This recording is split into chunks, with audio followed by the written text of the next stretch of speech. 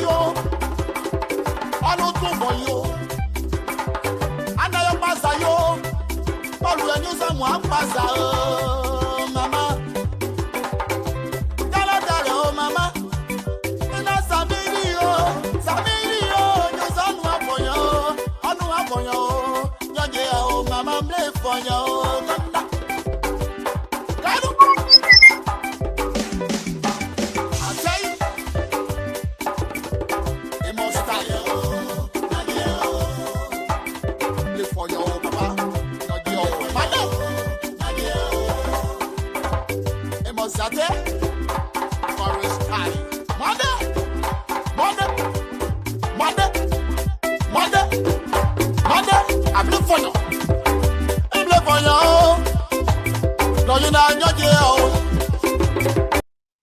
Yes, ladies and gentlemen, Sonic Content Premier Platform Voice Sinoe is back.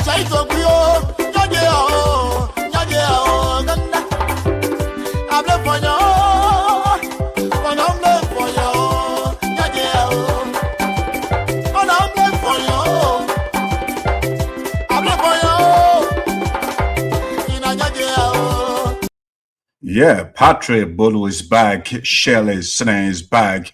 Perkins is back. Of course, this is spokesperson of the elders and the ancestor dark side put the Esoteric is back.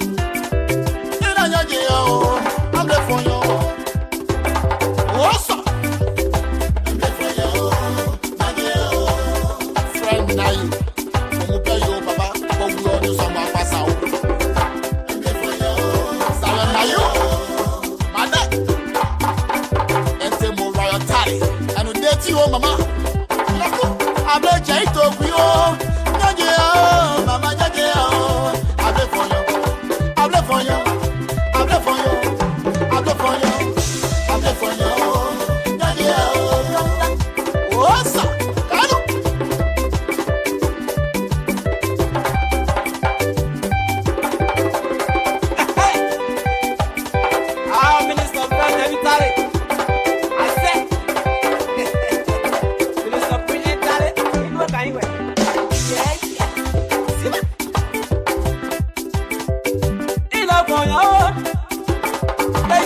for you.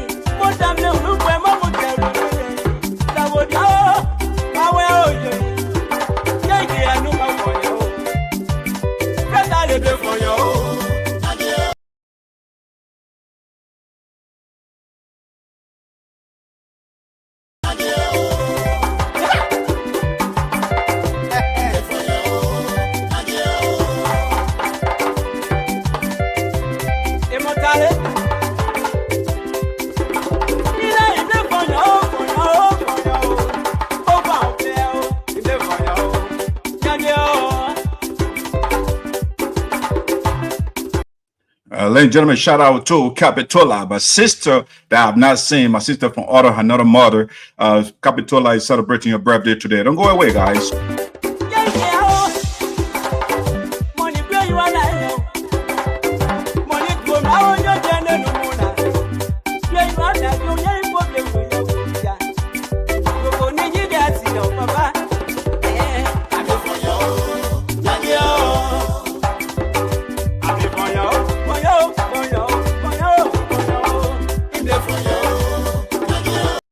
Yeah, the family of Voices Sound, I want to say a shout out to Savior as well. Savior is celebrating her birthday today.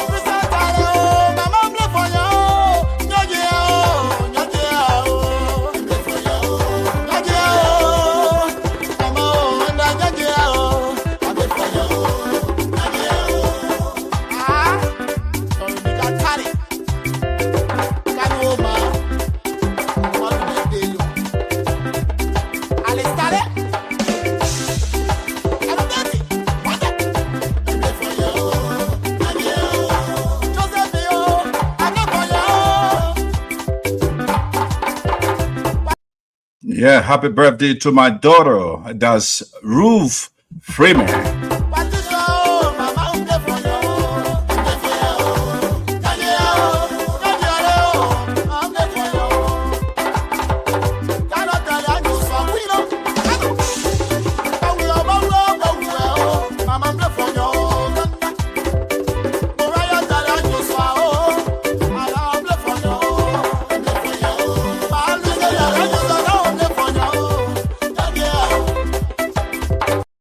Happy belated birthday to Agna Brooklyn, the CEO of Voices Sinoe, not Voices Sinoe, but Sinoe Forum, I should say. The CEO, the management team, the great lady that leading Sinoe Forum on the biggest Sinoe County platform.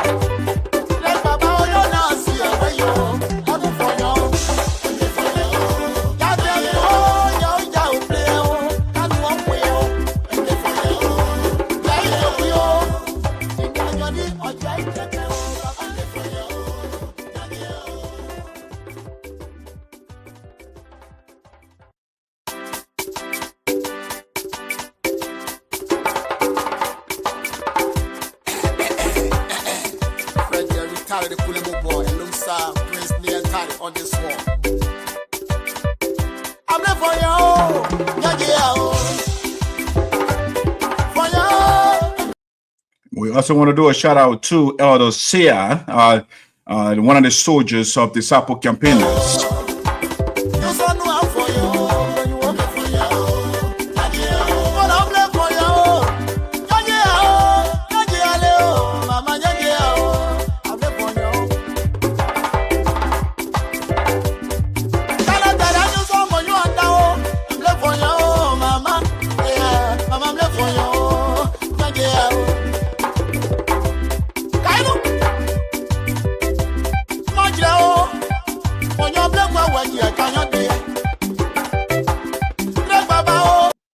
Another shout out to our mother Mabel City, also celebrated her birthday.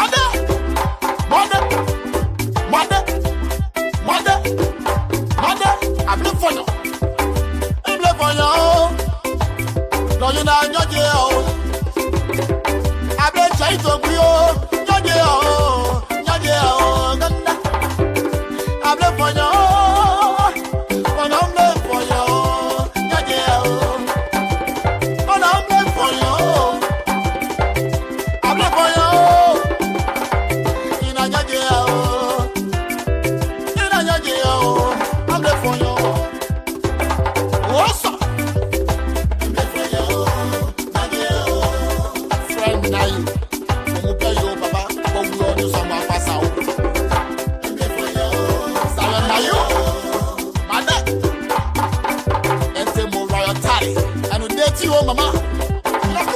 Able jai to kuyo. Nyaje mama nyaje able for you. Able for you. Able for you. Able for you. Able for you.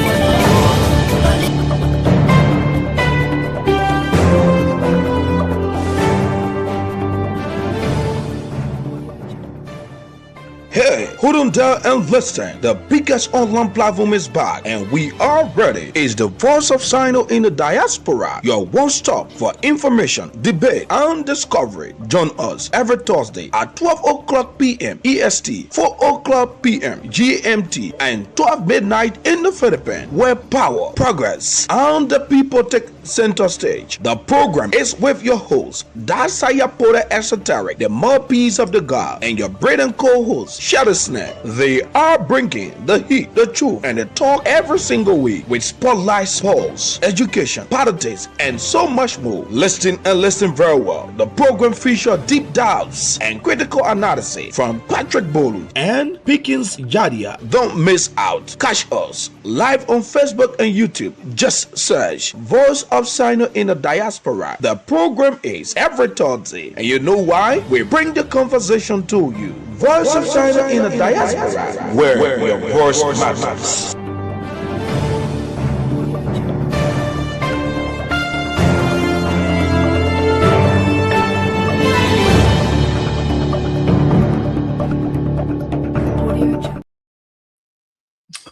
All right. Ladies and gentlemen, welcome to a brand new edition of Voices Sinoe in the Diaspora with your host, Diaspora Esoteric. We are happy to be back here after a little break. All right, let's see. Let me do a little sound check here to make sure my panelists, they are ready to rock and roll. Let me do a sound check here. You get a little feedback, or I can mute my mic here. Let's do that.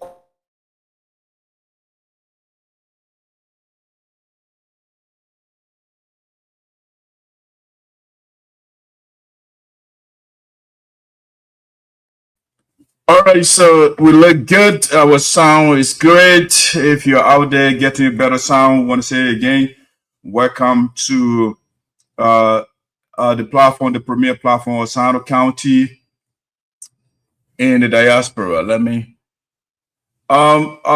Today is the 20, not 20, but the 5th of May. It's not the 5th, no, the 7th. I take that back. Today is the 7th of May, 2026, and the 7th of May is a special day because it is the day that leads to the birthday of the Deputy CEO of Voices Sinoe in the Diaspora. But before we get to that, let me see what I can bring my man Perkins on here. Patrick is not backstage yet. Let's see, Perkins, if you can mute yourself, that would be great to test your sound. Yes, Doc. Is my sound good this morning? Yeah, you're doing great. Is my sound okay on your side as well? Perfect. How is my video quality? Is it good? Oh yes, it's much better. It's way better than the last time was on air. It's really better. Good. Thank you. So how's North Dakota, man?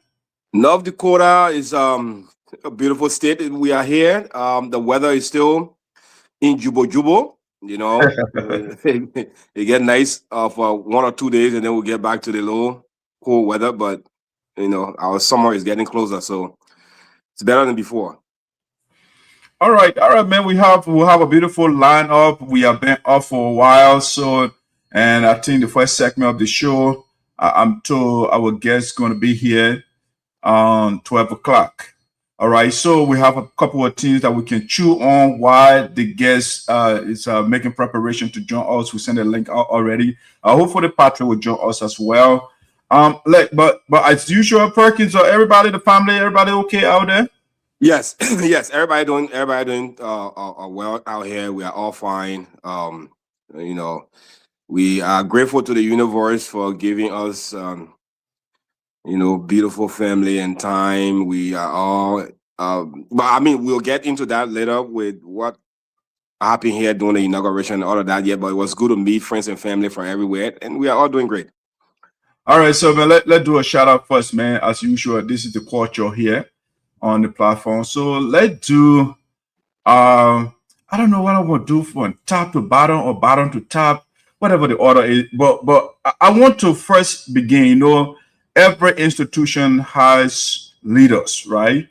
And with the leaders of Voice of Sinoe, of course, you are one, Patrick is one, Shirley is one, but we have other leaders that are not on screen, you know.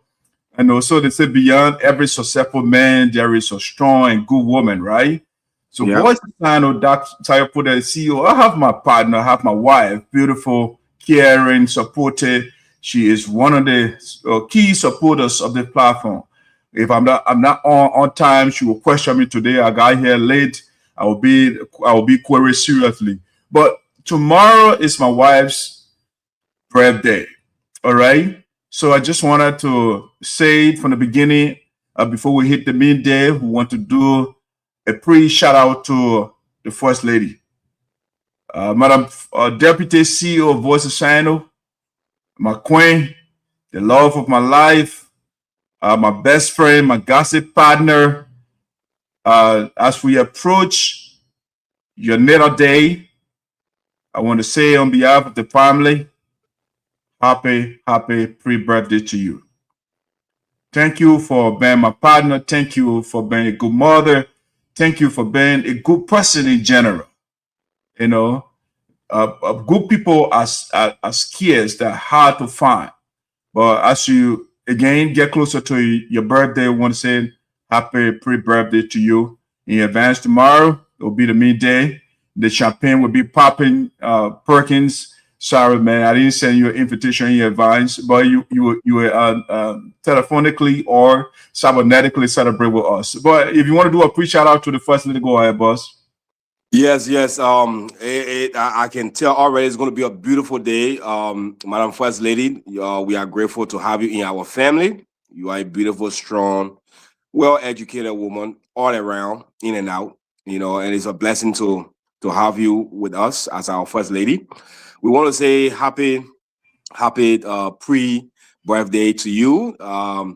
We can't wait for the day to be here, and we will celebrate in grand style. Thank you. All right, so let's get to, I mean, of course, as you already know, as you are cognizant, I am the spokesperson of the elders and the ancestors. So before I go to the young people, let's do a shout out first to the elders, you know. So let's start with Elder Mabel City. She is our mother, you know, she's a wonderful lady. She is one of the advisors to the national president of the USA, William Manneh. And Mother City, I think yesterday celebrated her birthday. So our mother, on behalf of the office of the president and the entire union, we want to say happy birthday to you. I mean, we need the elders because in our land, those of us who are Afrocentric thinkers, we know that the elders are the wisdom bearers. So we are glad. That's why they say when an elder dies, a library is burned down. All right. But we are glad that you are with us to share your wisdom, your knowledge with us. Happy belated birthday to you. Perkins, do a shout out to our mother, please. Happy belated birthday to you, Mother City. It's a blessing to still have you guys in our lives. We are grateful, and we hope that you live many more years. Happy birthday once again, Mother. We hope you enjoy your time. All right, let's do, you see, every group has revolutionary soldiers, the foot soldiers, the advocate, while others are watering in the wilderness of fear and intimidation, and they don't want to speak for themselves, for their people. Certain people, they stand up.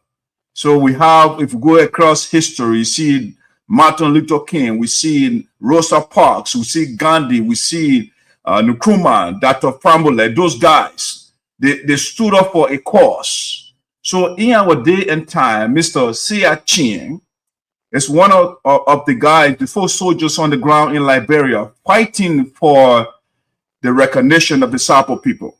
Okay, they are fighting against the marginalization. Him together with Mr. Wakoko, they have been crusading across the country to make sure that every tribal group in Liberia is recognized. So the Sapos have been in the vanguard, and they have been marginalized for whatever reason. They pay money, they exclude them. I mean, different things. So Sia and Wakoko, they say, you know what, we have to stand up for our people. There comes a time, according to Dr. King, there comes a time where silence becomes betrayal. Okay? So, Mr. Sia, we want to say happy birthday to you as well, and keep on the good fight for your people. Perkins, go ahead. Mr. Sia, we want to say happy belated birthday, or is it belated? Is it birthday belated? I think, yeah, belated yesterday. Okay, happy belated birthday to you, sir. We appreciate you. We are thankful that people like you have stepped up to fight on behalf of our people. We hope you continue the good fight, and we wish you many more years to come. Happy birthday once again, sir. All right. Who else? Let's go to the young people. All right. Relatively young people. All right. So this is my daughter, Ruth. Okay. Also yesterday celebrated her birthday. Ruth turned 27 yesterday. So Perkins, I'm a senior citizen now. You know, that was when people put me in the bracket of young people, I get offended, you know. Yes. I got 27 years old daughter, you know. So Ruth, I want to say happy belated birthday to you again. Yesterday we have a conversation behind the scenes. We love you. Daddy loves you. The entire family, we love you. We want to say happy birthday to you. Continue on the good job you are doing. You are studious. I mean, you love learning. I mean, you stay out of trouble. That's the best you can do. As you are young right now, that's when you put in the time to build yourself academically, prepare yourself for the years ahead. They say those who prepare today, the future belongs to them, right? So continue on the preparation that you are doing, and we love you. Happy birthday. Perkins, quickly, let's go. We got a little louder here. Go ahead. I know. Happy birthday to you, Ruth. It's a blessing to have you in our family as our daughter, you know, and all the good things your father said about you are so right. You are a beautiful young lady, and keep it up. We want to wish you many more years to come. Happy birthday once again, Mama. All right. So this was the Treasury, or the head of the Treasury Department under the MANNEH administration. This is Agnes Donaldson Blah. You know, on her birthday today, she's celebrating her birthday, and she decided to be your taxi ranger. You know, beautiful. She's looking gorgeous, or she is gorgeous, I should say. And so Agnes is celebrating her birthday today. Very level-headed woman. I don't know whether you have talked to her before. Perkins, she one of those people, you know, like Pierre will say. Yeah, I mean, people will say, think outside the box, right? And Pierre will say, break the box, burn it, throw it away, so you can think freely, right? So Agnes is one of the people, she thinks outside the box. As a matter of fact, she got rid of the box. Everything that you tell Agnes, she sees it, I mean, from a better perspective, right? She does not, like other people, they look at it naked. She'll give you another way to look at it, right? She's a wonderful lady. So good person to know. Agnes, we want to say happy birthday to you. Enjoy your B-Day. Happy birthday to you, Madam Agnes. Probably we have not met physically, or maybe we have, but I want to say happy birthday to you. Like what Doc have said, many people think within the box. Few people think outside the box, but Lumumba said think absolutely without the box. Because if you think outside the box, you are still in some sort of confinement. So to have sort of treat with you, that's a beautiful thing, and we want to wish you many more years to come. Happy birthday once again. All right, another shout out we want to do is the management team, or the head of Sinoe Forum. You know, Sinoe County will have our online platform where we all gather virtually all around the world. And this is Edna Brooklet. She a while ago she celebrated her birthday, and you know, we went away. So we want to say, our administrator, we want to say happy belated birthday to you, and wish you many more years. continue to administer the affairs of the people of Sinoe County. Happy belated birthday. Happy belated birthday, ma'am. Good job. Continue to steer our affairs. You are doing a great job. Together, we all can get it done. Happy belated birthday to you. We wish you the best. All right, next person on the shout out list is this young lady right here. I haven't met her in person, Perkins, but she's very affectionate, she's very caring. That's my wife's friend. But this woman is, man, wonderful, man, wonderful. It's called Capitola. She lives in Maryland. But yeah, I haven't met her physically, but she always supports us. She's very supportive. You know, she's cheering for us all the time, and checking us on us periodically, if not frequently. So Capitola is celebrating her birthday today. So Capitola, again, I haven't met you physically, but the way you carry yourself, it tells me the kind of person you are. And so I want to say happy birthday to you on behalf of my wife and the entire family and the entire network. Enjoy your big day. Happy birthday to you, Capitola. It's a privilege and a blessing to meet you. Thank you for being a part of our family. Hopefully we'll meet you physically sometime down the line. It's always good to hear good things about beautiful people. Enjoy your day and stay blessed as always. Happy birthday once again, Mama.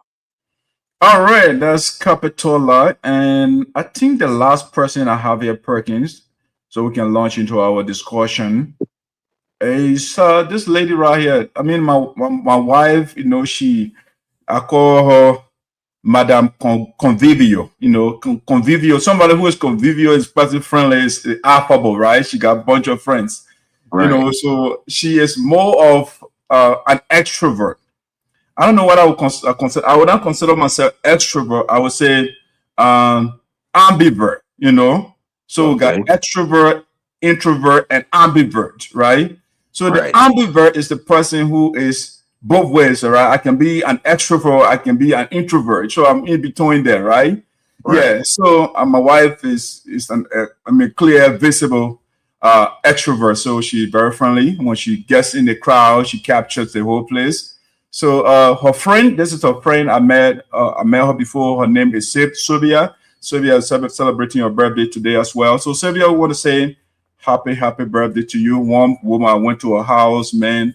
I mean, we're leaving. They were packing all the food. And I mean, Bolu, yes, the food for your, I mean, for my brother-in-law. I mean, she's wonderful, man.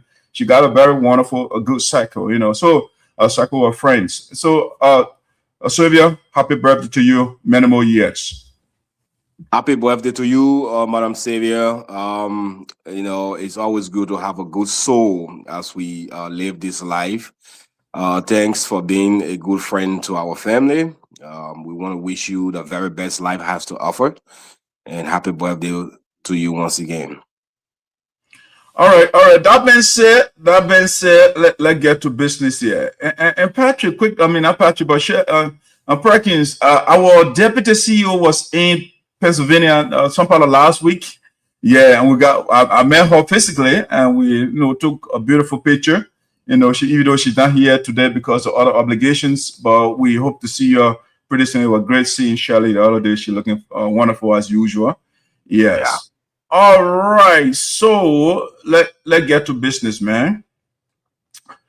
So the first subject I want to talk about, I mean, which you were part of, you did a wonderful job, man. You and Shirley covering that occasion, the inauguration of our national president, William Manneh, eventually got inaugurated. So the gavel now is in his hand. Right. This man right here. So I wasn't there. So, but firstly, I just want to say from the onset, congratulations to the president for, I mean, accepting to be the leader of the people. And he has been consistent so far from his campaign up to this point. He is saying we have to unite. And next time, we don't have the time today, we'll look at his speech. One of the best speeches I have ever listened to, you know. And that the theme of that speech was, building connections, connecting with other people. It's still in line with the philosophy of unity, uniting the people. So, Mr. Manneh, we want to say happy birthday to you. I mean, happy congratulations on your inauguration. All right, Perkins, before we get into it, we want to at least give our people update as well as to, what went on. You were on the ground. We'll get your perspective on that. But let's see. I have brief, short videos here that I want to play for us. All right, let me play one of the videos here. Let's see. Here in the city of Fargo, North Dakota, in the year of our Lord AD 2026, I hereby present to you the national leaders of the United Sabo Associations in the Americas. Please welcome them with a rousing applause. DJ, give us a song as we start with them. Thank you.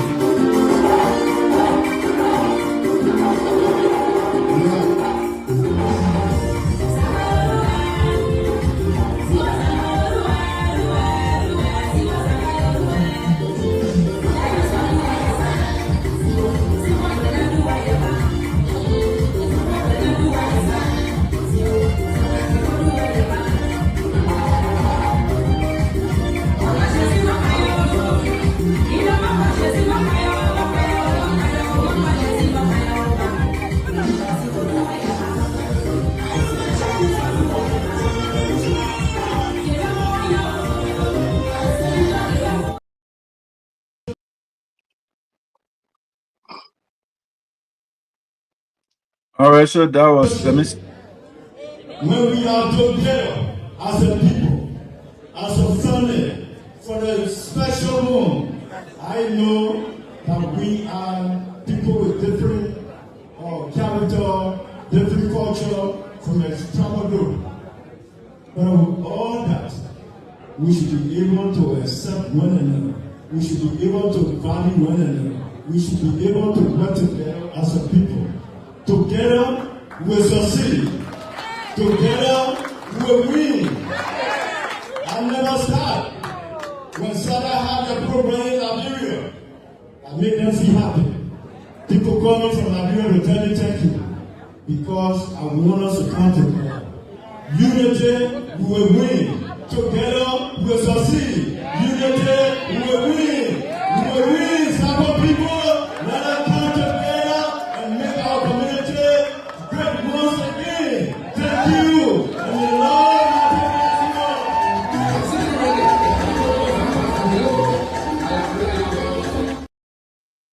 So Perkins, just a little, some videos there from that occasion. You were on the ground. Give a little taste of what went on there, man. Well, it was beautiful as usual. It was exactly what we expected. The turnout was huge. Everybody came out to support the Sabo people, and we had everything that needed to be on that occasion. And so our people were were beautiful. They all show up. Like the president said, unity is key to our development as a people. So that was the message throughout this particular inauguration. And you could see that folks are actually opening up and trying to find means and ways to reach out to each other on how to reunite our people. And that is beautiful. I even have another video when we went to the cookout because of the weather. So the cookout was held in another small hall. And the president re-emphasized on his speech. I have that video, but I made a mistake. Instead of doing a short cut of the video, I did a longer video. So for me to send it out has been giving me a problem, but hopefully you help me with that later on. Sure. And yeah, so like I said, the turnout was beautiful. Contributions were coming from every angle and everywhere. And so these are the kind of movement we like to see, and hopefully we can build on this and reach out to our people and get this ball rolling with unity, you know. But it was good to see everybody out here having fun and supporting the people together. All right, great. Yeah, again, thank you to you and Shirley. Some of the videos that you shared. I mean, those that have now watched some of those videos got there on our YouTube page, Voice of Sinoe in the Diaspora. Subscribe. We got a lot of videos out there that you can watch. Yeah, so Perkins, I just wanted to give Mr. Manneh first inaugural ball. What I mean in terms of finance is because basically the man has a plan under the Myers administration. They started a project, the hospital project, and yeah, it was unfinished. So Mr. Manneh wants to finish that project. So this inauguration, the money, it was a fundraiser for that project. All right. So tentatively, this is a tentative report. All right. So we call this segment "Maneh in Charge." Right now, it's not Francis Clark Myers, it's not Obaku Yema, it's not Green Dio, it's Maneh in Charge. And so we want to give you overview of President Myers' of Manneh's inauguration, right, financially. So the subtitle here we call "The Road to Unity Begins." President Manneh echoed the importance of connection, right? That's what he spoke on during the inauguration. Now, financially, our preliminary report that we are getting right now, it is not final. The financial team, obviously, they will give us the final report.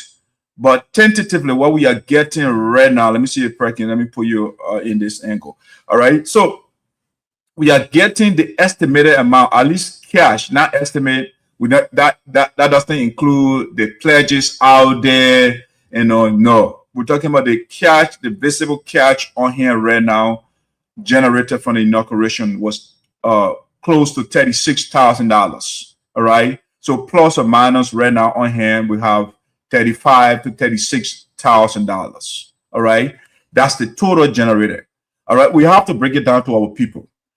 The entire program, the planning, we were told by the planning team that it costs about $11,000. And so we earned in total $35,000. So Perkins, when you do your math, when you take 11,000 from 35,000, you're talking about $25,000 profit. That's a huge gain. All right. Yeah. So that's a lot of money. So we want to say congratulations. Perkins, just to make my video audio quality good, you can put yourself on mute. Okay. Yeah, so it doesn't yeah. So yeah, so it's 35,000 plus or minus 36,000. All right. So again, we gained 25,000. We were told that our the guest speaker, Mr. I think you met your man. I think for the first time, Alex Sonpon, Representative Alex Sonpon Noah, you met him. All right. The man was there. You know, I love his speech. I love the presentation of the speech. You know, he was quite relaxed, and that's the Ayatollah of Sinoe County. You know, that's the Ayatollah right there.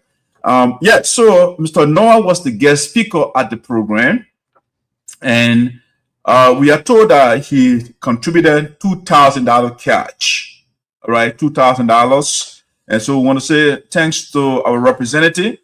It's expensive to fly from Liberia to come here, you know, and Pennsylvania all the way to North Dakota. We want to say thank you for doing that. We also learned that the representative pledged 100 bags of cement for the hospital project. All right, he pledged. It's a pledge. It has not been given yet because this is a politician, right? So when they pledge something, I hold it with a grain of salt.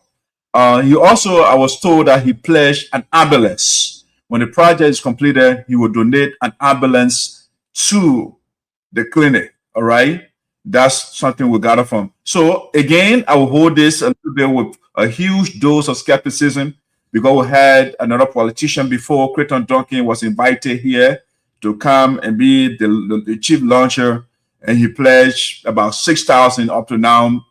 20 or more, going to 10, 15 years, Creighton Duncan has not sent that money to us. All right. So when the politicians they make pledge, I kind of hold it with a dose of skepticism.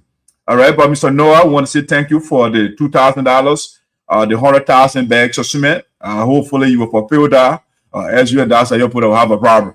Our ambulance, because the word ambulance, when I hear the word, I think of the US. I don't want no Toyota over there. Oh, like the one that running around right now in district number 3. They call ambulance. They got old Toyota, 1990 Toyota running with the post siren over here, that thing running all over the place.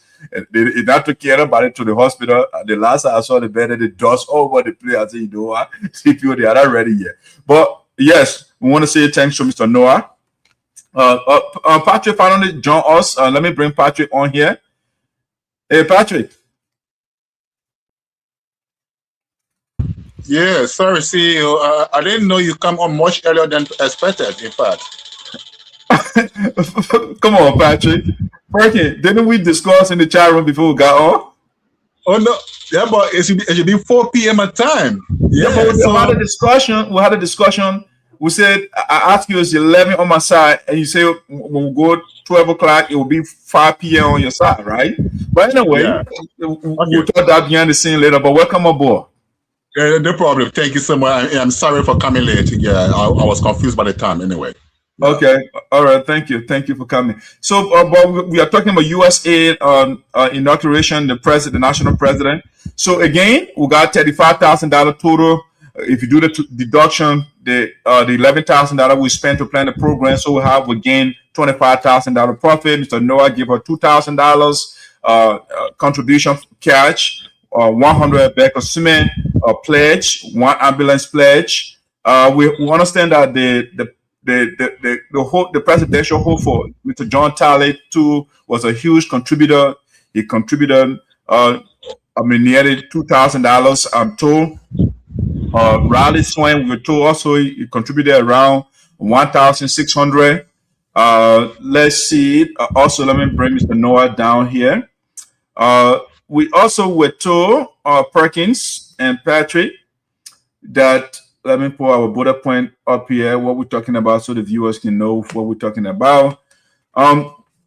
So yes, the president of that chapter as well, Emmanuel Teahjay, we were told that Emmanuel Teahjay made a huge contribution somewhere around $500 to $600 contribution. Dr. Fallerson Tyler, we also told that he was one of the huge contributors as well, around $800.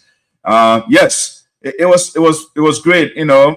The guys and the team, they did great. We want to say thank you so much, all of you that contributed. I mean, yeah, you did great. You bought the lapas, the t-shirts, and everything else. We want to say thank you so much for supporting this noble cause. All right, Perkins, I want to make I like to shake the tree. Patrick, I like to shake the tree a little bit. So if you don't mind. Because that's why they call me inside your put there, right? I can throw the blow first, you know. So let me shake the tree a little bit here, if you don't mind. You see, Perkins and Patrick, the two of you, or if you like 3 of you, are on this platform. Shirley, you, and Patrick. If you are having something, if I can't make it, I will communicate with you. But I should make sure that I should be your first supporter. Right? I should support you guys just the same way you guys are supporting me to get this show going. All right. Our former president, Madam Frances Clark Myers, Mr. William Manneh was the vice president to the lady for 2 terms. All right. Perkins, you were at the occasion. Did Madam Frances Clark Myers show up? No, sir. No. That becomes an issue for me. You see, these are some of the things when I say, then they say, oh, the guy has problem. I don't have problem. But I don't like injustice. When people treat you right, when people serve you, there is something in biology called reciprocal altruism or reciprocal advantage. What that means is you scratch my back, I scratch your back. Mr. Manneh served Frances Clark Myers diligently with all his heart and soul and spirit. only to find out for the woman to let the man down. To not even call and congratulate the man. That is abhorrent. That is detestable. But we're going to go into it. Our guest is backstage, all right? So we don't want to keep the guest backstage. So we'll postpone it to our next segment. She got 30 minutes, I was told. And so let's get a guest on here. Shirley is not here. Shirley knows her better to do a better introduction. But our guest, ladies and gentlemen, is Dr. Williametta Simmons Sonpon. She comes on. Sorry, Dad, for butchering your name. Yeah, but when she comes on, she will make the correction. But she is our special guest this afternoon, and she's going to be talking about her new book. I like the fact that Liberians are putting their ideas on paper now, because when you are not around, these ideas, they stay around. So that's why Socrates, though people are gone, we are still learning about what they put on paper, right? So I'm happy that we have writers, we have educated people that are documenting their talks. So ladies and gentlemen, without further ado, I'd like to bring our special guest on here to join us. Hey, let me bring that talking point down. Hey, Dad, welcome. Welcome to Voice of Sound. How you doing? I'm great. How are you? I'm wonderful. We are happy to have you. You look great. You look beautiful. You are beautiful. Thank you. I appreciate it. I really do. Thank you for having me. I'm really humbled to be here in your prestigious studios with you wonderful gentlemen, and hopefully gentle lady will join us soon. Will join us soon. Thank you. So Patrick and Perkins, you can greet the guests, please.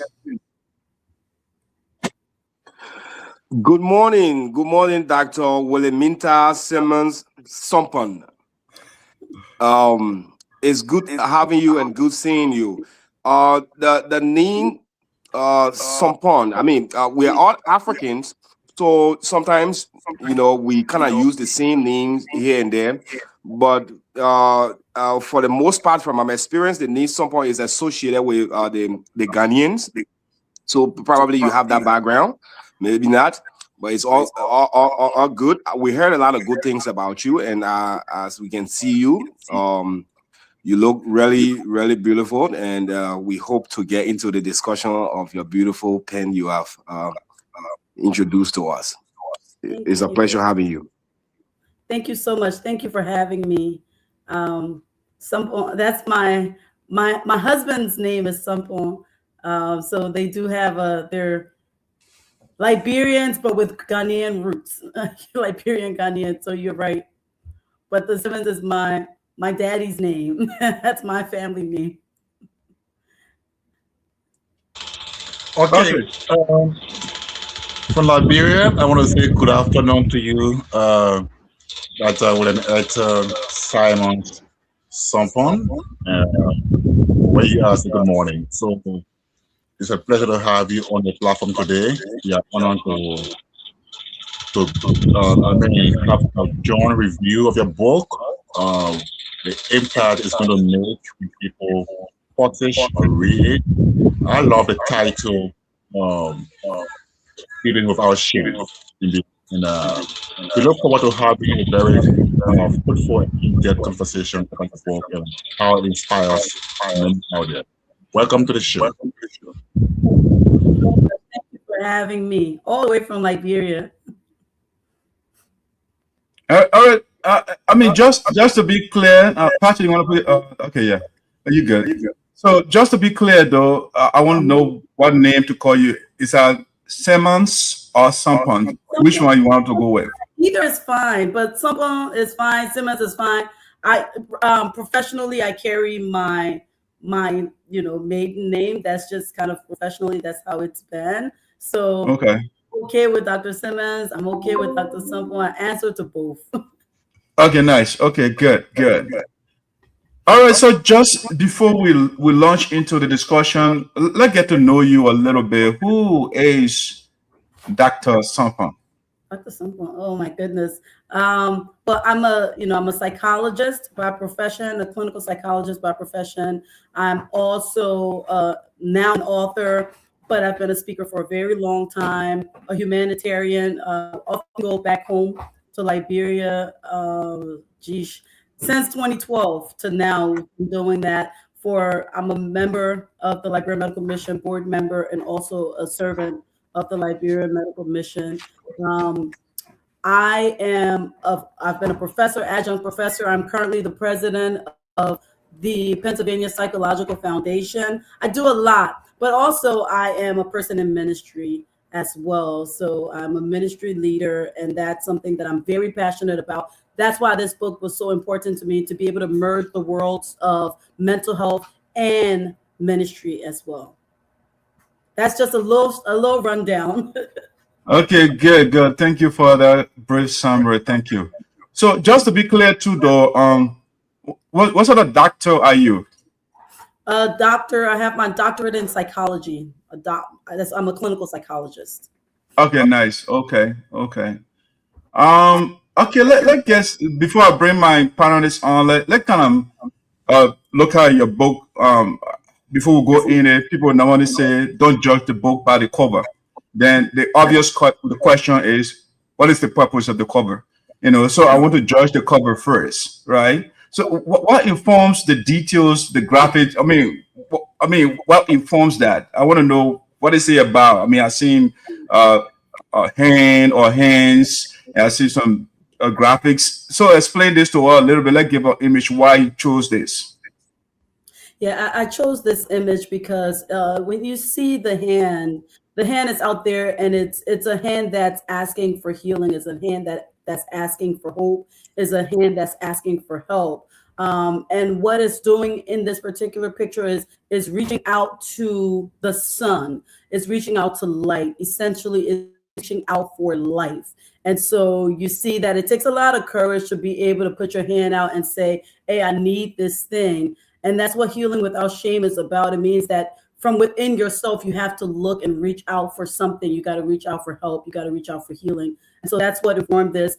I really love the colors because each of the colors just it speaks to the depth of one's heart and the depth of healing. The purple, the teal, the gold. Those are all rich details that really point to a sense of harmony, a sense of healing, a sense of oneness. So that's the idea behind this particular cover. Idea behind the cover. I've been speaking this all day, and then here I am. I have to switch. So yeah, that's great. So okay, again, guys, if you don't mind, Patrick and Perkins, please give me a second. I just want to get a few basic things clear from the doctor here. So let's look at the title, though. I've seen two words. I'm seeing healing. I'm seeing shame. Okay. And before I heard the word mental health too, is also on this paper. You got faith, mental health, and the coverage to be honest. Okay. So first thing though, before we even go to healing and shame, what in the world is mental? When we say mental, what are we talking about? I mean, when we talk about mental health, we're talking about anything related to the health of our mind. And our minds relates to our emotional well-being, our psychological well-being, meaning your thoughts, your emotions, which essentially leads to your actions. So anything that has to do with your emotional, social, psychological, and relational well-being speaks to your mind. Okay, so doctor, let me push you a little bit, right? Because we are in the area of linguistics right now. It's language, so there is nothing tangible in the world called mind, for example. So I just want to ask this ontological, if you like, metaphysical question again. What do we mean? Is the brain different from the mind? Because in order to even heal something, it has to be at least touchable, something that you can feel, right? So is the mind the same as the brain? That's what you mean? Not essentially the mind is, I mean, I want to talk about my book, but I'll get to that. That is mental health, right? That's what I'm trying to know, because the mind is not essentially the mind and the brain. It depends on the theoretical framework that the philosophical framework that you're looking at. But when it comes to the mind is in fact almost like an abstract aspect. It's an intangible aspect of one's brain. The brain is a physical structure, but there are things that we can't measure scientifically that is manifested in one's mind. So our minds have to do, like, our motivations, our personalities, what distinguishes you from myself, our thoughts. Those are all aspects of the mind. So you think of the mind almost as external or an abstract concepts outside of your brain, but your brain is very much almost as if it's the engine of one's mind. Excellent, Doc. Thank you. So let's talk about the book now. Let's talk about this book. When is it going to be launched? If I wanted to get a copy, for example, where can I go to get a copy and stuff of that nature? How much does it cost? If it is not pro bono?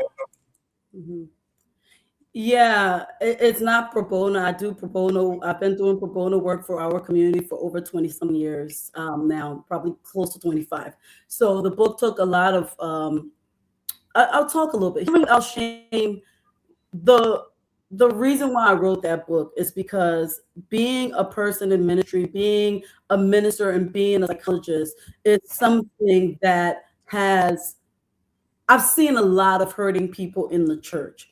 And I've seen a lot of people who have walked away from the church because of being told things like, oh, you just need to have faith, or you just need to pray more, or did you fast? You do 3-day fast for this thing, that why you feeling this way or that way. Those are things that people heard. And when they did all of the things that they were instructed to do, what ended up happening, and their problem didn't disappear, they thought that something was wrong with their faith, and that something was wrong with them, and that something was essentially just awry with who they were. But I wanted to encourage people because I got tired of, I even lost a good friend who died by suicide because they expressed their pain repeatedly in the church to family members, Liberians in our community, who just kept on saying, oh, God can give you more than you can bear, just hang in there. And sometimes we ignore listen, I'm a person of faith. I know the power of prayer. I know that God is able, but I also that he has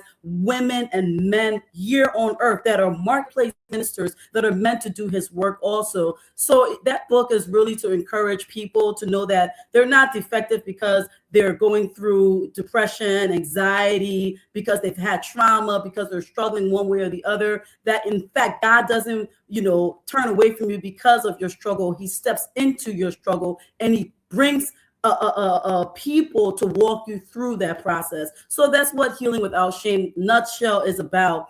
As far as where you can get the book, you can get the book anywhere books are sold, but the main place that it's available right now is on Amazon, and I put it out in three different formats. So for those that love to read electronically, sometimes I enjoy that. It's in Kindle, Amazon Kindle. You can get that, and the Kindle or digital version is $9.99. But then there's also the paperback cover or copy, and that paperback copy is $15.99. And then there's the hardcover, and the hardcover is $24.99. So this is a proof of the hardcover, and that's $24.99. So if you have Amazon, or if your friend, your family member have Amazon, you can have them order from you. It's really, I try to make it reasonable, but putting a book out is incredibly expensive. And so, yeah, that's it. But just kidding, I still do pro bono work for our people. I was just kidding before you can go say the daughter says she ain't doing no more free stuff. I still do pro bono for our community all the time. Yeah. Oh, thank you. So, Patrick, so now your internet can be glitching up. Patrick, do you have question for the doctor? Yes. Thank you, Dad. I love your energy, and I love the fact that you took your time to put on paper your ideas and what you have learned. People who teach what they learn master what they learn. And I want to say congratulations. Well, let's go into your book, Healing Without Shame. What inspires the title? What inspires the title? And the idea to even write such inspiring book. Let's get to hear exactly what inspires the title, Healing Without Shame. That's an excellent question, Patrick. Thank you so much for asking it. This book has gone through several iterations. It used the original title, honestly, was called Overcoming Mental Health Stigma in the Church. And then it was Rising Above Mental Health Stigma in the Church. And eventually, as I wrote, more chapters to the book, I realized this isn't just about just the stigma. This is about what, in my heart of hearts, I would like people to leave this book feeling. And what I wanted people to leave the book feeling is a sense of being healed. So what inspired this book is my own personal experience. To be honest with you, back in 2016, it was a very difficult year for me. I had gone through a divorce. Was going through a divorce due to infidelities and things along that line. I also lost my stepdad, who I loved very, very much. He lost the battle to cancer. And then I lost several aunts and uncles in that 1 year. And I felt so exhausted and so broken. And while all of that was going on, life didn't stop. I was still going to church. I was still singing. I was still doing Bible study. I was still, delivering the word, and all of that was taking place. And I had a smile on my face, like all was well. But underneath all of that, I was carrying shame. Shame that something was essentially wrong with my spirituality, or something was wrong with me, because how can I be talking to people about God? How can I be teaching Bible study? How can I be singing about his goodness? But I didn't feel those things. In those moments, what I was feeling was sadness and depression, and as though I wouldn't get out of this particular thing. So I carried a lot of guilt. I carried a lot of shame. And what helped me, I'm so grateful for my village. What helped me through that difficult time was my pastor. Shout out to Pastor and Mama Bland, Dr. Bland, for walking me through such a time. I was afraid to tell them that I was going through a separation, that I had filed for divorce. I was so scared because I thought, oh my goodness, they will judge me, and then they will force me. Sometimes we can force people to be in relationships that aren't healthy for them. I didn't know what to do. But when I brought my pain to their feet, when I came to their home to talk to them about this thing, they never judged. They never forced me to be anywhere I wasn't. They sat with me, they were present with me, and they said, baby girl, we got you. And they will walk with you through this. They're African Americans, by the way. They will walk with you through this. And then I have my sisters, and my sisters that are actually friends and sisters, who, never let me stay alone for too long. They were always there. Oh, we're going to lunch. We're going to brunch. We're traveling here. We're doing this. They carried my weight so that I could be able to breathe a little easier. Long story short, I was the birthing of that book came from that place of my own personal pain and trying to work my way out. I will say that there were a few people in that, not my village, but who would say things like, well, you just have to believe, girl, for this time, you just stay in there, Manneh, all they can do the same thing, and at least he don't beat you, at least he don't do all of those things. And I'm so grateful that I listened to those advice. I listened to the advice of my pastors and of my village, because they helped me through that particular time. So that's my long hell of a story, but the point is, that's what inspired this, my own personal pain and trying to heal through that time without shame. Patrick, what's your second question? So we can go to Perkins. Okay. All right. So that's a very good inspiration. So the book now it says how can it be accessed and how are people reacting? What's the reception of people who have accessed the book so far? What have they been telling you after reading a few lines? Yeah. So Patrick, you want me to cry? Because that question is going to make me cry. I've been trying so hard. Like after I wrote the book, I was so tired of going through the script over and over, because when you write, you have to reread and read. I got 3 versions of this book, 2 of them just still sitting there. When I was done, I truly didn't even want to be bothered with it at that point. I was like, man, let somebody jump into the and read it. I hope it blessed them. Oh God, that's it, right? But since I put out the book and I secretly put it out, first, some people got to get an early preview of it. The feedback that I have gotten have been tremendous. I have so many DMs and so many text messages of people expressing how much they appreciate the book and how much they were able to see their own pain and their suffering in the book. And even hearing from pastors who were like, thank you for giving us language to speak to our people who are struggling.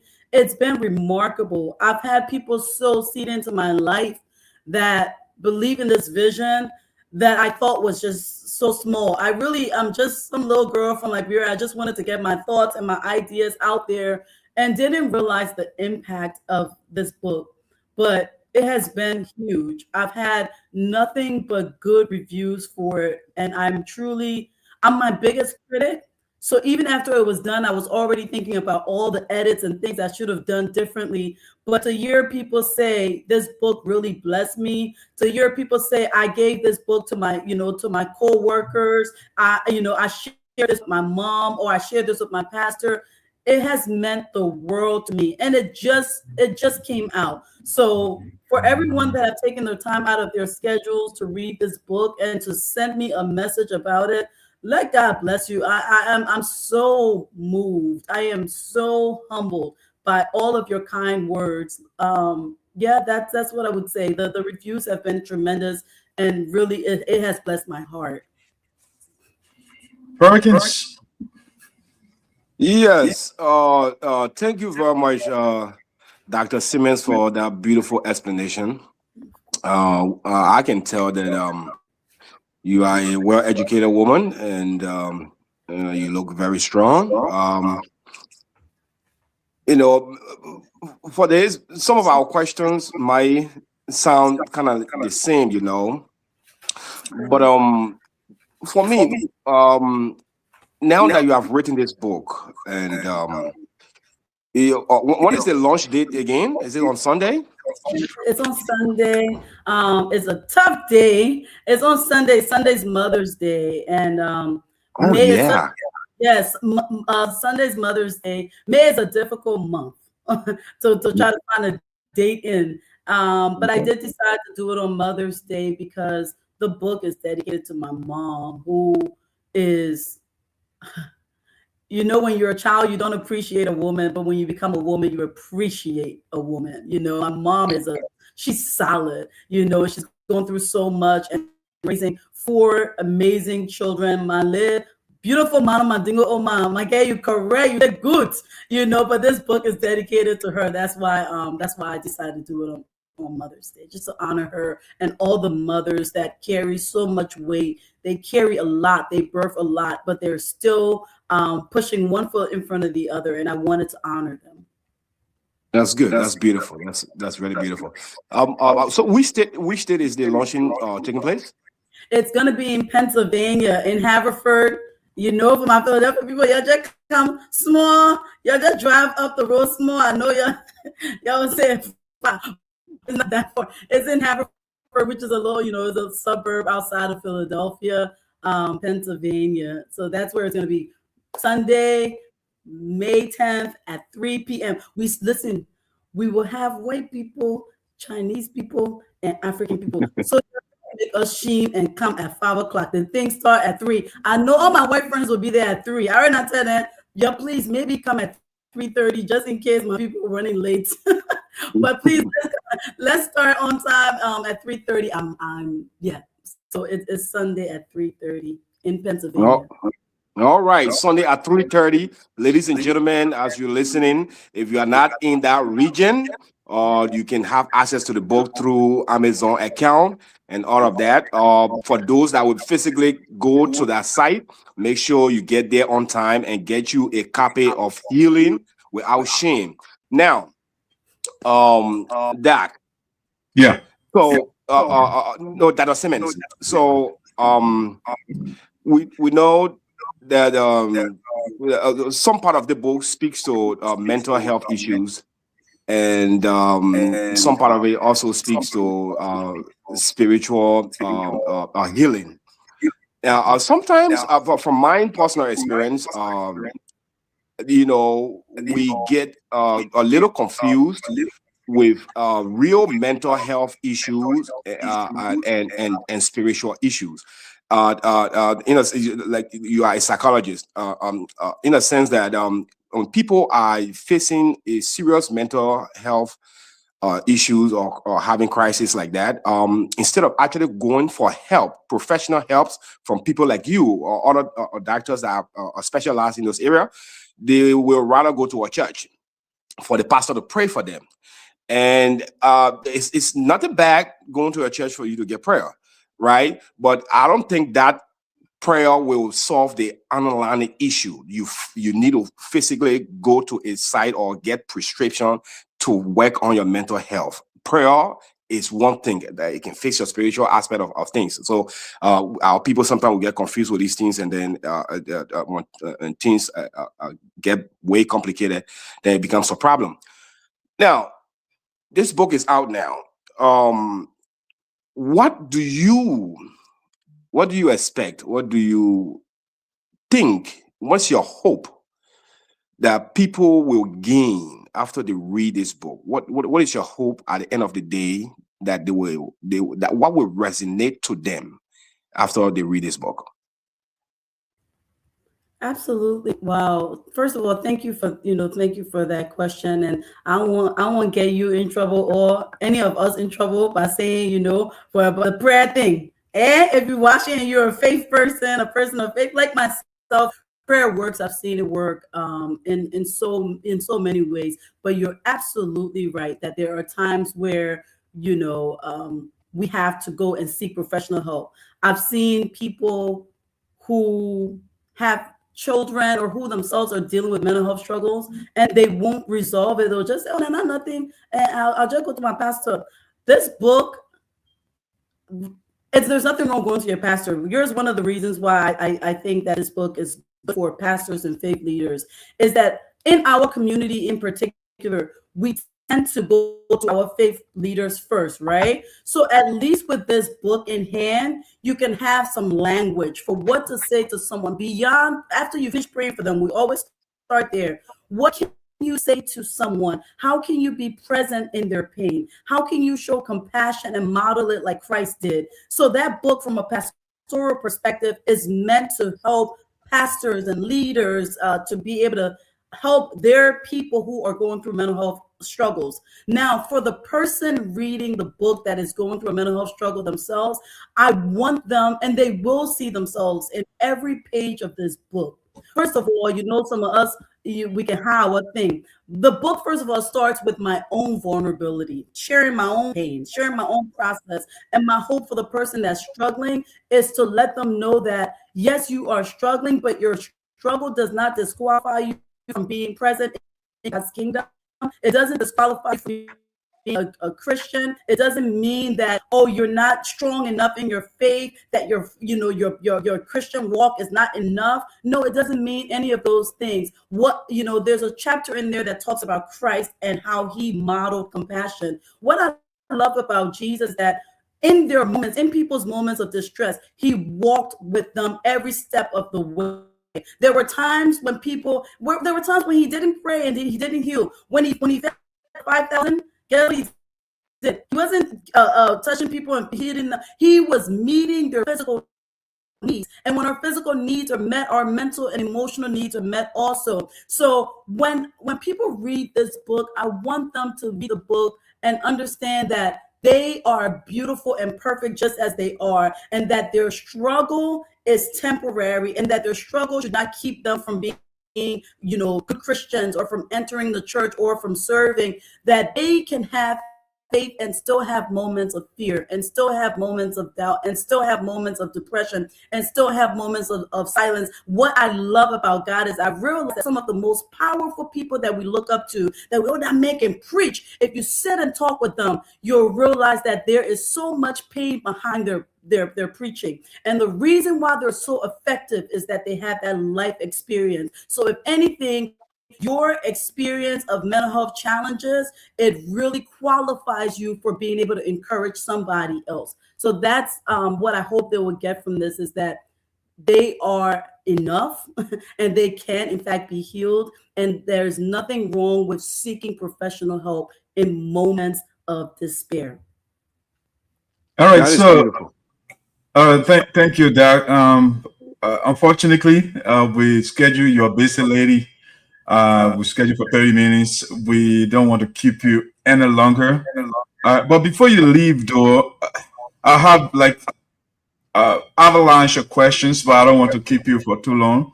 But my understanding is, based on your background, you are more of the science persons, right? But I'm also hearing religion from you. So how do you reconcile science and religion? Are they compatible?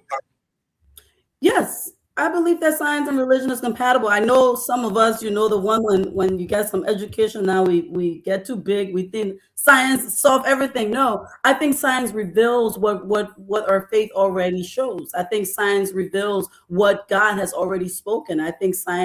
I believe that science, we are discovering what's already been there. And you can have, for example, yes, I'm a psychologist, and I work with the mind, and I enjoy all of those things, and I know what work. I've seen it work, but then I've also seen what faith has done for people. And I do think that in fact, there's a passage in the book that says that faith and psychology, faith and therapy, different sections, they walk together. And I go step by step on how they can be interwoven and how they are complementary and not oppositions. So I don't want to give it all up concerning the book, but there are specific sections highlighting exactly how they line up. How does therapy line up with faith?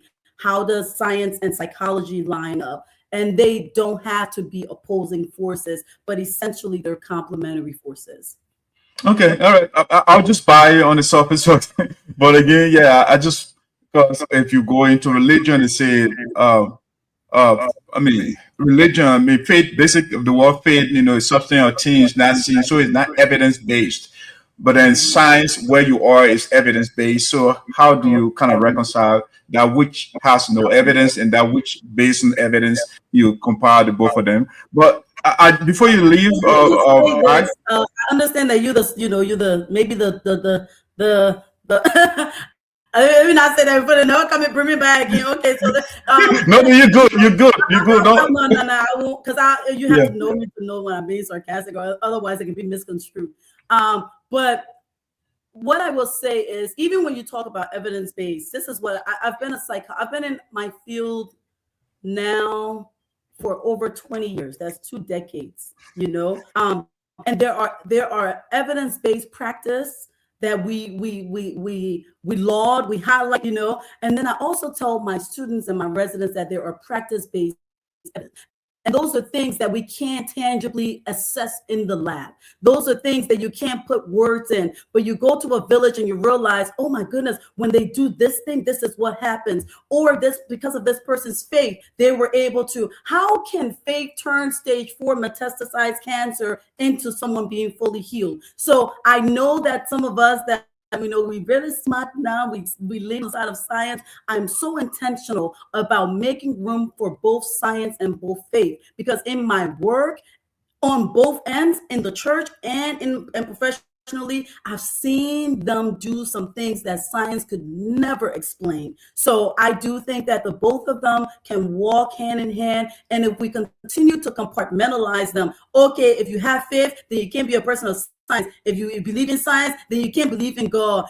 As long as we continue to do that, we do ourselves a disservice, because in Genesis 2:7 it says, then the Lord God formed man out of the dust of the earth and breathed his breath into him, and he became a living soul, body, soul, and spirit. That's a dynamic process from a dynamic God. We have the ability to address all attributes of a person, and we cannot go and put one on this side, put the other on the side, and say, okay, we got to choose forces. No, I choose both. And both of them are interwoven beautifully together. And the book shows you how. Wonderful, wonderful, wonderful. So, but that before you leave, though, what are some of the mental health issues that you have experienced in your practice? Oof. I mean, a lot of depression, a lot of anxiety, a lot of trauma of all sorts. Sexual trauma, physical trauma, emotional, financial stuff. 40% of my practice is couples work. So I do a lot of work within couples, and we know when you bring two people together from two different backgrounds, it can't always be smooth. So my work is a lot of relationship counseling, trying to walk with people through trying to have the two become one. And not easy to know, now go there, come by, read a book, come by again. So that's part of that. For 10 years, though, I shouldn't dismiss this part of my life. For 10 years, I worked with schizophrenia, meaning psychosis, people who can hear things, see things. I did that at an academic teaching facility. I don't know if I'm allowed to shout out my Temple folks, but I did that at Temple, working along with UPenn and Dr. Aaron Beck, just doing research and practice for 10 years with people who hear voices, have hallucinations, have delusions, and things like that. So that's a period of my life that I learned so much, and that I truly I adore and I'm grateful for. So now I'm in private practice, mostly anxiety, relationship stuff, trauma stuff, and even transitions. A lot of my folks are young professionals, lawyers, doctors, engineers that newly married, entering into their career, and they have all kinds of issues, self-esteem stuff that they're going through, and so that's the nature of what I'm working with now. Yes. All right, Doc. Thank you. If you have any closing thoughts for us, this is the opportunity. May I answer there's someone, Milton Teahjay? Yeah. I was reading a comment too. He said you're doing the transition from American English to Liberian English. It can happen sometimes naturally. How long she took to write the book? I started writing this book back in 2019, but because I wear many hats, it was so hard to finish writing the book. So all the way in 2019, then I picked it up again in 2022, then I picked it up in 24, and then finally in January, one of my New Year's resolution this year was, I said, sweetie, I don't care what you do to yourself this year. In May of 2026, you must publish Healing Without Shame. And so that was a commitment that I made to myself, and now it's a year in fruition on this date. So I thank God for that. Final words. I just want to thank you gentlemen. You've been amazing. Honestly, thank you for the great questions. Thank you for having me on your platform. I am grateful to you. You are actually my first interview for this book, and shout out to my sister Shirley Snoe for allowing me to be here with you all. I'm truly grateful. So the person watching this who is struggling with any kind of, sometimes when we think about mental health, we think it's just extreme. Oh, you got to be Zoko, you got to be beating people, our mental health, anything that impacts the way that we go about our day-to-day, whether it's sadness, whether we lost somebody and we're grieving them, those are all aspects of our mental health. So if you're watching this and you are dealing with any kind of mental health struggle, I just want you to know that you don't have to carry it alone. You can go to your pastor, that's wonderful, but also it's okay to seek professional help. It's actually a lot of fun. My clients have been with me for a long time. We have a good time together. It's fun. It's good. Where you learn about yourself. And once you're healed, you can be a better person for the world at large. So please seek the help that you need. And for the pastors reading this, I just want you to know, like, study the work of Christ. And you will realize that he wasn't just always laying hands on people, that he was meeting people. In fact, when he got to Lazarus' tomb, he knew he was going to resurrect Lazarus, but he still sat there and wept. And that is Christ showing compassion in a moment of silence, in a moment of distress, in a moment of despair. And so I just study his work closely, and you will see how he met people's needs emotionally, physically, and spiritually as well. Let's not be so heavily focused on the spiritual aspect of man that we miss the soul and the body aspect as well. Thank you so much for having me. I am eternally grateful to you all. God bless. Dr. Simmons, real quick. Dr. Simmons, real quick before you leave. I know. Thanks for being here. We appreciate you. We know you are an educator and a philanthropist, and thank you for all you do. Now, is this your first book by any means? Yeah, this is my first book. I've written many articles. I've aside from my dissertation, I've written articles. I've done lots of, workshops and talks. But this is my debut book that I sat down to say, you know what, I'm going to put all of these thoughts into one place. Yeah. Congratulations. I know this invitation was on a short notice, and you are a very busy woman. Hopefully in the future we can schedule something. 1 o'clock. But go ahead. Yes, sir. Yeah, go ahead, Perkins. Go ahead. Hopefully in the future we can schedule something for the longer term that you can have this whole show to yourself to educate our people about the many things you have been through, and how we can learn from you. Of course. Thank you. Appreciate so much. it. Thank you. Thank you, Dad. I don't want to go in the rabbit hole, but next time that Perkins said we'll ask the hard questions. All right, we don't want to scare you the first time. We don't want to scare the doctor and say what you put in. You won't be philosophical on that platform. Okay, it's all right. All right, have a good day. Thank you so much. Thank you, everybody. God bless you. All right, guys, that's our guest, Dr. Sonpon, there for you.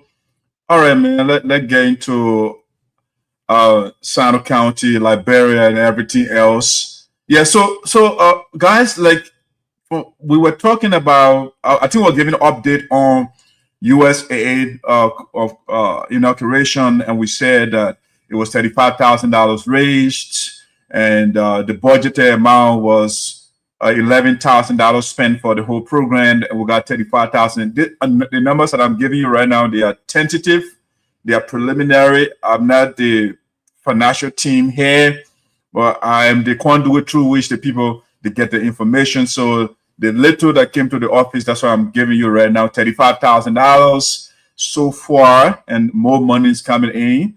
Hopefully before Mr. Manneh leaves, our hospital or clinic project in Pelican will be finished. And I will also say I will get Patrick and Perkins' view later. But I was saying before the guest came on, I love Madam Frances Clark Myers. I worked with her for several years, but I'm deeply, deeply disappointed that somebody will serve her, and then for her to reciprocate, she is nowhere to be found. That is not good. It can not only be good for you, but when it comes to the next man, it's not good for that person. If you have issues with other people in the organization, that person who was there for you, Mr. Manneh was there for Madam Frances Clark Myers from day one, or from the administration, or to the time she left. The Ellen Johnson Sirleaf's style of, taking job, we are over Joseph Boakai. It's not a good thing. You and the men serve together. For you to be at the inauguration, to officially turn over everything to the next leader to do the transition, you are not there, or you were not there. That is not good. I am somebody who supports Patrick and Perkins. As I have been looking at Sinoe County, And I'm still in favor of empowering our ladies to come and step onto leadership to the plate as well. Because the men they are led the county or the country as a whole. They have not seen changes. So when I see potential in a lady, I push you. When you ask me right now, when Ide Poa is running for national office, I will support her any day. You know why? Ide Poa, when you criticize her, at the time she can come to you more. All right? All the people that criticize Ide Poa right now, they are with her. That's leadership. But the notion of Patrick and Perkins, when somebody disagrees with you, when the person criticizes you, you don't want to talk to the person, it's a bad leadership style. And right now, Madam Frances Clark Myers has discouraged me.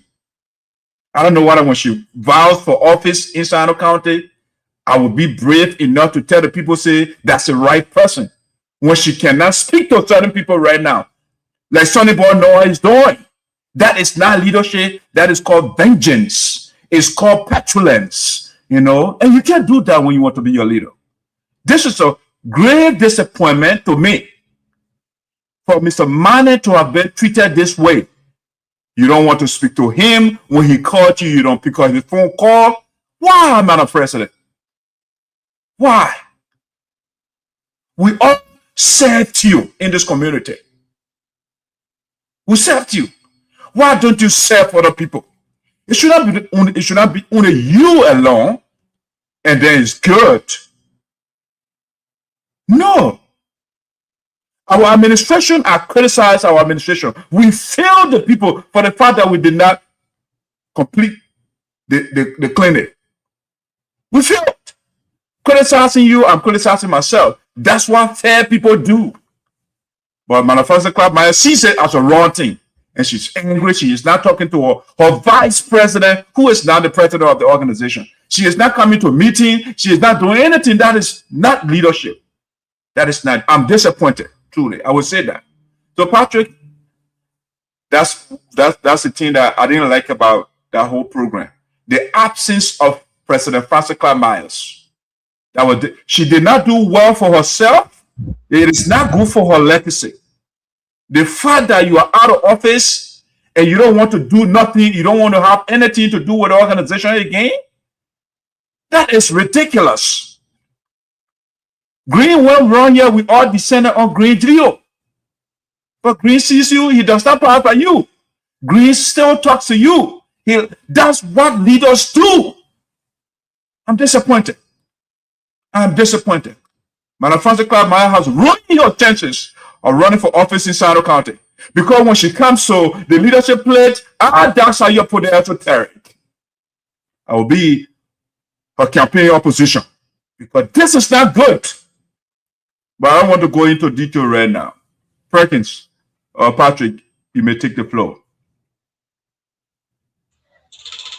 Well, thank you, CEO, for your thoughts and the USAA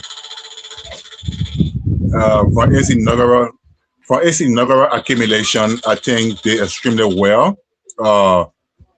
President Manneh, I mean, he hit very high, and I must appreciate the inaugural committee and everybody.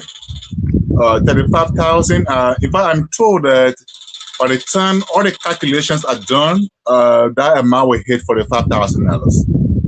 Yeah. So just for inauguration to raise that amount of money, the support he received was massive. I think the people love him. Yeah, they are willing to work with him, and they're willing to take him to a successful end. Regarding your other thoughts about the former president's absence from the convention, I'm very sure it's for inauguration. I mean, I'm very sure it's obvious. Obviously, there are several reasons why sometimes people wouldn't show up at such occasions. All of them are busy with job schedule. A lot of job schedule interferes. with the timeline, or maybe family schedule or business schedule, or maybe the person is traveling. Maybe that could be some reason. Those to be some of the reasons why I'm not applying in that show. But whatever the reason could be, maybe she will send a text to her successor, send a text why she can be there, and or maybe put in the chat room why she will not be available. Patrick, I'm not cutting you off. I am the publicist for the organization. If the president office receives a communication from Madam Frances Clark Myers, I will say it. She did not. The president came on the very platform and said himself that he has been calling the lady and she is not picking up. She's not calling him back.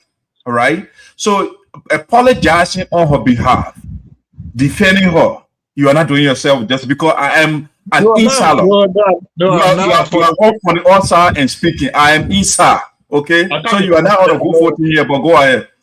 Yeah, you know, for me, it's a privilege for me to also be in Liberia and also to be inside the USAA. I mean, it's a privilege that I enjoy and I appreciate that. I'm not defending, I'm not apologizing. I'm just laying some analysis why sometimes, obviously, the former president could not be available. However, that's a weak analysis you are doing. That's a weak analysis. Go ahead. Let my talk. You know, we can erase unforeseen reasons why she could not be available. However, I'm saying, for whatever reason she could not be available, that reason should have been communicated with her successor or even the administration, or in a chat room they just put it there, or family, I'm sorry, I can't be available for the inauguration because of that's why we see reason. That's one. And besides that, what I could have expected also, what I did expect also of the former president, not attending for me is not an issue for me because people will not always attend events. But at least what I did expect of her, you know, looking at the service and the partnership, the team they built together, a little contribution, you know, it is whether it's public. I don't know. It should make a contribution in the background. I don't know. Nothing. Yeah. Patrick, so, that's why I'm frustrated. Yeah. Nothing. So the list of contributors, for example, every day I could read through the list of people paying their little $25, people paying their $75, people paying their $100, people paying their $150 or $200. Yeah, I was reading through that list. Actually, President Frances Clark Myers name on the list. Yeah, and one name I was looking up to actually based on Patrick. Did you see President Frances Clark Myers' name on the list? No, I'm saying that. I expected her name to have been on one of those lists. At least, hello, maybe paying for the membership fee, or maybe contributing towards the membership fee, or maybe as an executive, a former executive as president. That was the number one thing I was expecting. I didn't see that one, and for not seeing that one, I think the USAA. President Manneh and his former boss, they need to do soul session. They need to search each other well to see what may have gone wrong. No, Patrick, Madam Frances Clark Myers is the one that's supposed to do soul session. Manneh has been reaching out to her. I mean, Perkins, Patrick is struggling on the wire, man, come in. Patrick is struggling too much. He tried hard, but he's struggling. Yeah, no, P. The thing is, I understand exactly where Patrick is coming from, right? Because like we are just talking, the president message, the campaign message is the same inaugural message, the unity of our people. So while the administration is out here trying to reunite our people by any means possible, we don't want to open another Pandora box or open another front of division by kind of making it look like we are attacking the former president, even though we are not. We are just saying the obvious truth, right? So I get it when Patrick is trying to be a little, consecutive with that particular aspect of things. But here's the thing, though. It could be you Doc, it could be Patrick, it could be me, it could be any member of the USAA, right? Who decide to just fall back for whatever reason in the meantime without any communication. We'll still try to reach out to you, and we want to know why you are out of the forecast. But we are talking about a former president of this organization. That is huge. Now, if for some reason the madam is too occupied to make it for the inauguration, that's okay. For convention, if she's too occupied, also that's also okay. But she must communicate that to the administration or to the group as a whole. That aside, the fact that every contribution I've went on without her contributing a dime shows you clearly that she is disenchanted. Something is not right. She is dissatisfied with something. She is mad at the organization, or she don't want to be part of the organization anymore. We got to say it as we see it. Let's say she make all her contributions and decide not to communicate with President Manneh and anybody else. Then we can speculate and say maybe she has some personal issue with the president, or the organization is doing A, B, C, and she doesn't like it. We will reach out to her. But she's completely out of touch, no contribution, no communication, nothing. That is bad. Yeah, as much as we are fighting to make sure the president's message comes to fruition through unity, we are here as an independent body to say the truth when we see it. So Frances Clark Myers has not done herself any justice. Her absence from the organization without any viable reason is very bad. And now this will be her output. So now one can tell whoever that was in part of her administration who assumed the kind of leader she was by her actions now when she's not in power. You cannot be the president for 2 terms and then an administration succeed you, especially your vice president. And for whatever reason that makes you mad or want to keep away from the organization, you cannot communicate that. You are not contributing. So it's hard to say, because I know that those informations are always on your desk. So if any communication is going on, you will know. So the President Manneh, have been reaching out to her, and she's not even communicating. So how do you even talk to somebody that don't answer their phone at all? And that is bad. We want our people to be united. But at the same time, when our people are not doing the right thing, we got to say it. Frances Clark Myers, if you are listening to us, we are not attacking you, madam. The Sinoe County people, the Sapo people love you. And that's why they elected you to be their leader. You served them good 2 terms. Now, there are projects that were undertaken, they were not completed. Things happen. We all learn from mistakes. Nobody is an experienced president or an experienced executive. You will always learn certain things on a job, even regular job. You carry a resume there, you carry all your experiences there. The people still orientate you in their own way so you can know exactly what they do. So everybody will learn on the job, especially being a president. Whatever mistakes that happen, it happens. Let's bygone be bygone. Now, if you decide and say, listen, I got too many things going on, and I don't have space or to be a part of Sapo People organization anymore, then say that officially to the people. Do not ignore the people. By ignoring the people, it is extremely disrespectful. These are the people that elected you to lead them.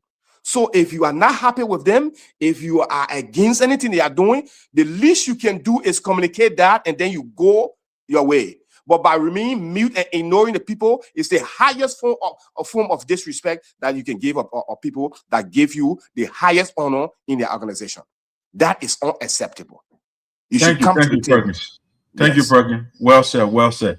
I mean, yeah, that's it. The team working with her Fale was there, the financial secretary, Ernest, he was there.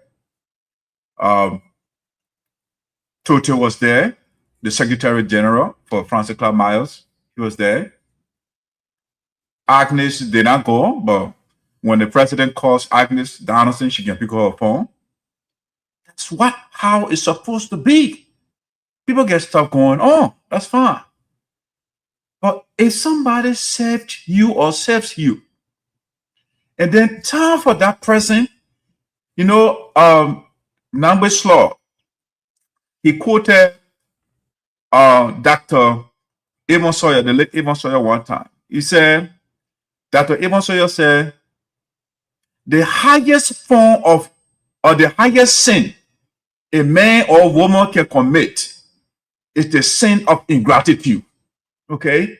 If somebody does something for you and you don't appreciate the person, or the people serve you to honor you, and when it's your time to reciprocate, you say, you know what, to hell with the people there. I'm finished with them. You serious? You serious? Someone of Francis Clark Myers is now, she not participating in meeting, she not contributing anything, she not saying anything in the chat room. When the people call, she doesn't pick up, she doesn't call people back. What is that? And then when we talk, they say, oh, that guy here, he likes, I don't like talking about people. But let be fair. Let's say the truth. These are things that been holding our community back for too long. People, I mean, we have the Sapo war, Ataliali. When somebody is doing it wrong, Ataliali. No, let's talk about it. We just had a doctor just now, she was talking about mental health. People have issues, they don't talk about it. They just keep them. And they think they boil it up. And some people die with those things. So let's talk about stuff. When I'm doing it wrong, tell me. Say it to me. And let's move on. But you go around, you're angry with people. You disagree, somebody and you disagree, you don't want to talk to the person. What is that? I'm disappointed. Because again, I'm the chief feminist of Sinoe County. I want the women to come step up to the leadership plate. But one of the ladies that I groomed over the years, she had disappointed me. She put her emotions into leadership. She's angry. You destroy yourself. That's what you are doing. You are destroying yourself, man, of Francis Clark Myers. It's not late yet to make a reform. It's not late yet. Call Manneh and apologize to him. That's the right thing to do. Come to the meeting and apologize to the membership of the USAA. That's the right thing to do. When Green Grio can talk to Dasa Yopode, when Green Grio can talk to members of the organization, what have we said to you that you are calling for us? What have we done? We took Green Grio to court. When we take Francis Clark to court, I mean, she will denaturalize herself. She will not be cyber person anymore. That's why it will be. We took Green Grio to court, and the brother is still talking. I can vote for Green Grio anytime. I can go for Fred Guyan anytime. I can go for Idepoa anytime. You know why? Fred Guyan was one of the guys who were lambasted, criticized, and pilloried in the Liberian community. The people went as far as sending a name to front page Africa. You go right now, you see Fred Guyan. But Fred sees you, he still talk to you. He cool. You invite Fred Guyan to your organization, Fred will come. But this lady, we did nothing to her but to serve her.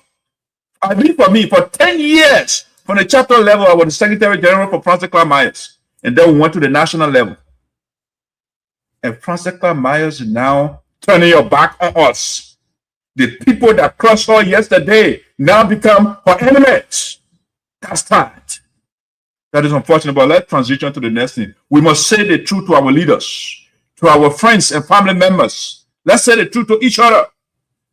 We shouldn't be protecting Ataliali, that Sapo philosophy, Ataliali. We are not living there. What's Italian? Don't make me to speak the original language. What's Italian? We'll tell the people the truth. Let's go to the next Perkins. Let's go to the next topic here that we have. Now, the next thing I want to talk about here Let's go to Sinoe County and then we can go to the big guys. Patrick, I think one of the subjects that you broach, it has to do with our former senator, Senator Milton Teahjay. He came recently, had this elaborate press conference, or if you like, he went to an intellectual forum in Sinoe County, engaging the people of Sinoe County. I mean, he coming down, he wants to be the savior of the people of Liberia, the savior of Sinoe County, even though he had the opportunity. He served the people on the Tyrant Taylor as a spokesperson for Charles Taylor. I don't know, about 10 years. How many years he served? I don't know. Ellen Johnson said he brought him back.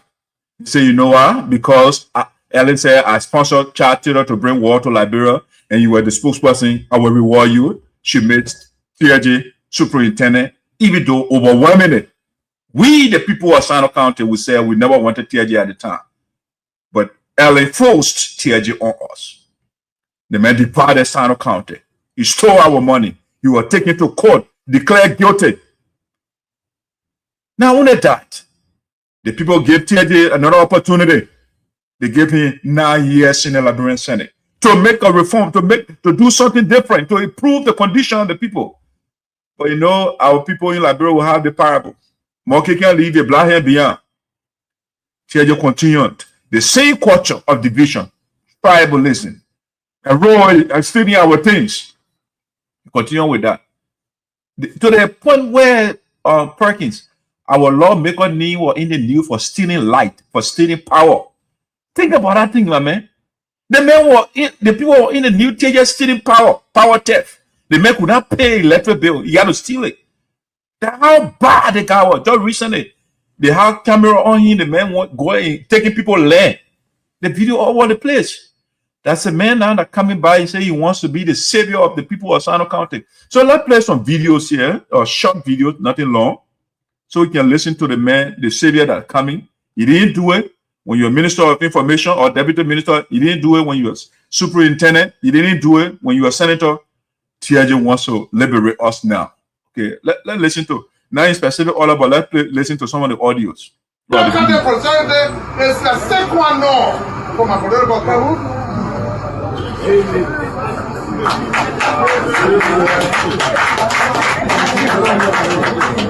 County prosperity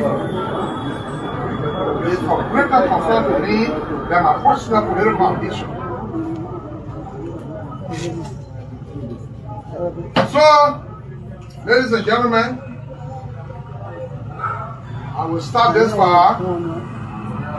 We gave you the chance to ask me some questions. I'm sure you have asked some questions to me. But as you leave from here and you go home, think on these issues. Think on these issues. Because in the end, you will be the one to make a decision as to whether or not you are satisfied with what we have or you want to change. And good things may be coming. That may even make it unnecessary for anybody to challenge anybody. Good things may be coming. Maybe better than what I am promising to do. But if things don't change and they continue to remain the same way they are, there will be tough times for the county. There will be tough times for the county. So right now, Bon County has Bon County.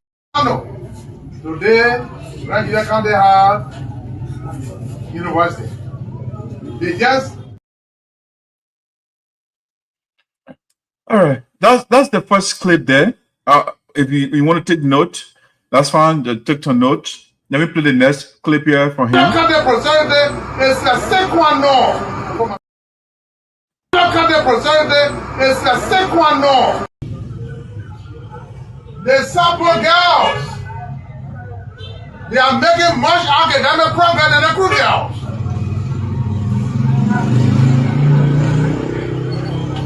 And our women need to wake up to that reality.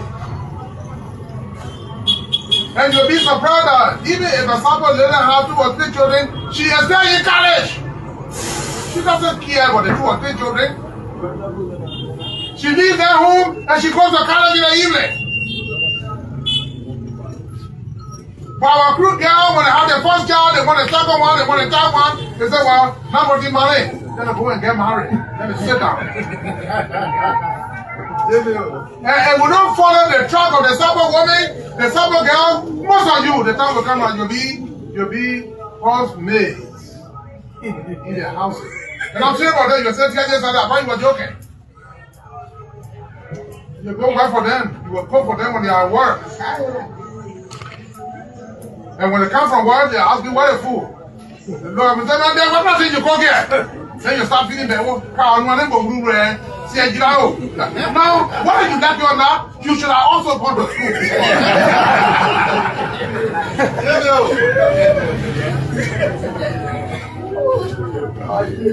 We need competition in this country amongst the women groups. And what I'm saying here, statistics can back it. Go to Moravian and see. All right, that's our former senator of Sinoe County. Patrick, let's get your reaction to the senator's recent public appearance. Yes, I think the senator is just repeating.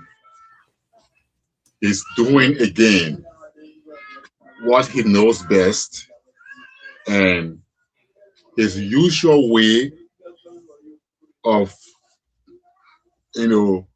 political, campaigning, or maybe cajoling people, lure them into deception without knowing. So, for instance, he talks about Guinea having a university, Bon County having a university, and Sinoe County has a community college. He called it a small community college. What did he do in 9 years? The bill that created the Sinoe Community College was the handwork of the late Nyimpan and Joseph Boakai-led. They did not get it successfully passed until Honorable Zaza became representative in 2012. When Honorable Zaza took the mantle of leadership as chairman of the Education Committee, he lifted the bill. He put in place all the mechanisms needed to become a bill, a true bill, presentable to plenary for passage. He did all the groundwork, he lobbied, and successfully that bill passed under his chairmanship. The bill was signed into law by President Salif, using his influence again as a chairman on education and as a former deputy minister of education. Then, after signing, the bill goes into action. Sinoe County Community College went into operations. Now, after all of that did, what did he tell you to do? Instead of helping Zaza to lobby for support for the community college, instead of helping Zaza to get more budgetary support for the community college or get its own facility constructed, he went and recruited clandestinely people he called his interest, people he felt could dance or could submit to his whims and caprices. And he got them there through manipulation. They all went there. So the team he created out of manipulation to go and manage the affairs of the community college. That was a team that stalled the progress of the college. What happened? All the money I was Zaza and others lobbying for to put in that community college, up to the amount of 600,000 in some instances. Nothing to show for it. It was still squeezed up in that place there. So what did he do as a senator?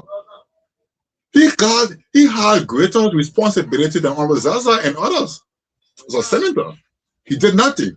The only contribution he made to the community college was manipulation. He got a man who can read and write. As a justice officer, Jerry Taku, over there. His bad boy or into administrative positions. It was almost like a little paper bush for him. So because he ran it out of manipulation, so it failed. So the people who, the technocrats in education, they look at it, they look at him. It's okay, let him go ahead. And what happened eventually? It failed. And then it took the mercy of Senator Augustine Teahjay. It took the mercy of Augustine Teahjay to say, okay, you can be a community college and you are still squeezed up here at Sinoe County High School. Come go to my private facility that I built in Morrowville. Come and go there. And then where the community college is now. What did he do against a senator? That's why Teahjay took a whole private facility to go and build that he built in Morrowville to give it to the college.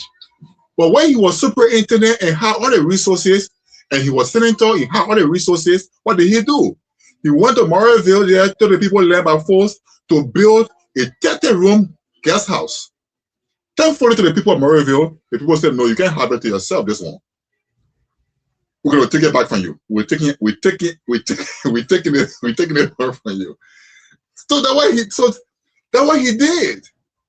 So he got no moral rectitude to go and talk about the community college being a small structure squeezed up somewhere. No. He filled the community college. The people who supposed to make it happen, they play their part. He's supposed to help them to lobby for support and make it a viable institution, that will even bring people from all parts of the region to Sinoe County as a third regional county. But yeah, the community college is squeezed up there in Morrowville. He didn't lobby for a boss, he didn't lobby for anything. So he left it away. How long he has been since he left office? So to even talk, to question his friends, his colleagues about what they're doing and this and that, he got no moral rectitude. He got no political morality to come and talk about anything concerning the community college. The next assertion that he made, I want to respond to, is the one he talked about cool girls and supple girls. To the cool girls who are listening or following the platform right now, he doesn't love you. He's not even telling you anything right or sensible. What he's doing here in politics is what they call, this is a horsical, rhetoric. It is called chicanery in politics. All right. He's luring you into believing that he is savior. He's luring you into believing that he cares more about you than even others do. So as a result, you don't have education opportunities because maybe the supple men and women are in authority, and so supple girls having opportunities. And he created the impression to say that, well, there are no cool people in authority, so maybe the cool girls are not going to school. No. 5 years he was superintendent, he created no girls empowerment program. All right? Maybe if there was any opportunity he created for girls, that opportunity was to sit in Unification City every time he got there, say Unification City, send his car to Greenville, hustle some little girls, take them to Unification, enjoy himself, maybe give them a few dollars, and then they get back to Greenville and they say they are big girls. Maybe that was an opportunity. Maybe that was the opportunity he created for the girls. But he never had any girls. I want you to climb out so we can bring Perkins on. Yeah. So he never had any girl empowerment opportunity. But if there was any, what was it? What was it that the cool girls did not go to school? So the cool supple girls analogy is a troubling, divisive tactic that he's employing again. He came to power on the pedestal of tribal politics, division, and all the deception in 2014. And now that the people have learned, the people are enlightened, they have learned a lesson, and they put him out, with the highest margin in standard politics ever. Now he's finding his way out back by creating these same deceptive, analogies. But it can work. And so I want to say to him, in a nutshell, I will tell you in a nutshell, got no moral rectitude and no political space to say anything that convinces the people. Everything he says here is just deception and a way to come back. But there's no way to come back. Perkins, like I take, man, what do you make up your former senator reappearance? We'll call it TEAHJAYISM RECRUDESCED. You know, it's coming back. TEAHJAY was talking tautology. TEAHJAY was talking tabata, soboso. TEAHJAY don't have a shame. You know, and to be honest with you, Doug, and all our viewers and listeners, TEAHJAY's statements is one topic that I'm not even going to waste my time on talking too much about. And Patrick nailed the hammer right on the nail. The idea of TEAHJAY comparing the Sapo girls to the crew girl is to tell the crew girls or the crew people that Sapo people they are people in leadership position, and that's why the Sapo girls are going to school and the crew girls are going to school. So they can elect him again so that the crew girls can go to school. Well, hey, TEAHJAY, you were senator for 9 years. What happened? Why the crew girls didn't go to school in 9 years? You are superintendent for 5 years. What happened? Why the crew girls didn't go to school in 5 years? You could have made that comparison with crew girls and any other tribe in Liberia. Why it has to be crew and Sapo, the people that share the same county? It's just a shame that we'll have these kind of people running around in our counties or in Liberia or wanting to be politicians. And the only reason why people are even listening to these kind of people because the entire country is hungry. If TEAHJAY have a meeting somewhere, people go there, maybe they will get soft drink, they will get 1 or 2 a spoon of rice to eat. So the youth will always go there to find food to eat. And that's the only reason why. It meant that TEAHJAY is not supposed to be running around freely or speaking nonsense to our people. Of everything that you could say or point finger to, that when I was in power, when I was a senator, this is what I did. This is what I was working on. Those should have been your messages. And you're so shameless to come and sit there and say, Sapo girls, when they get 3 children, they go to school still. When your crew girl get 3 children, they won't marry. You know what it means to get 3 children and go to school? I don't care what we are in America. Even in Liberia, we're not born in America. We all grew up from Liberia. So even as a young person who don't have a support, to get 1 child and go, do you know why many of our sisters them are not educated or went or perceive higher education? Because they're born early. That is a huge deal. So for you to sit down there as a liar and say Sapo girls get 2 children, 3 children, and lead them in an evening and just go, who you leaving them with? What is wrong with this guy? And these are the kind of people who sit there and listen to. I don't want to waste my time on acting with TEAHJAY, man. What we should do, election time, let's go to Liberia. Let's make sure people that TEAHJAY that never come close to power ever again. He should be ashamed of himself. Sapo girls go to school. Why you get the Sapo crew girl and Pele girl, crew girl and Gribble girl? Why gotta be Sapo and crew? That is so disgraceful. The disunity. But yeah, let's move on, man. Thank you, Perkins, for your take. Yes, it's unfortunate that our former senator, wants to come back, and he does not have new message. He does not have new strategy.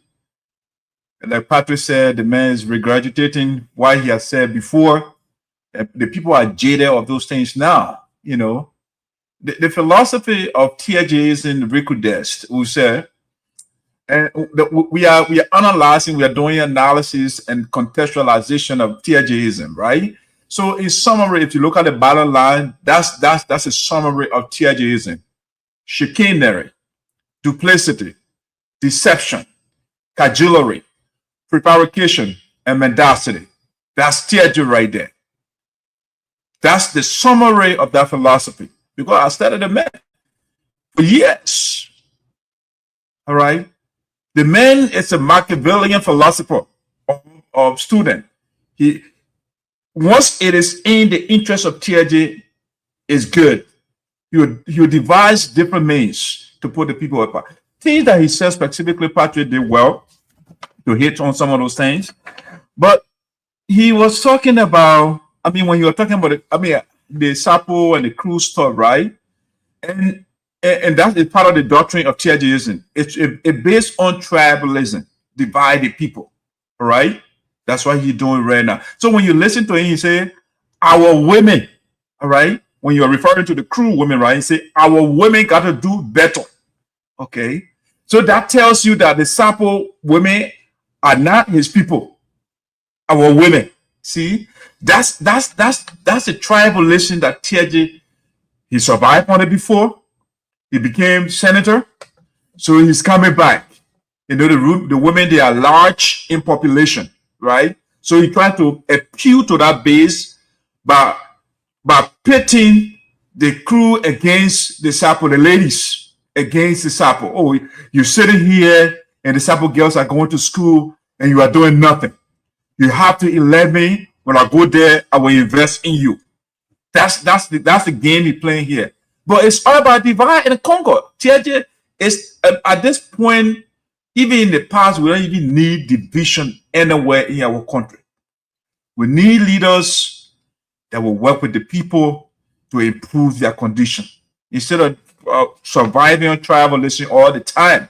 You know, he said Sinoe County, the community college, it was him. Patrick debunked that already.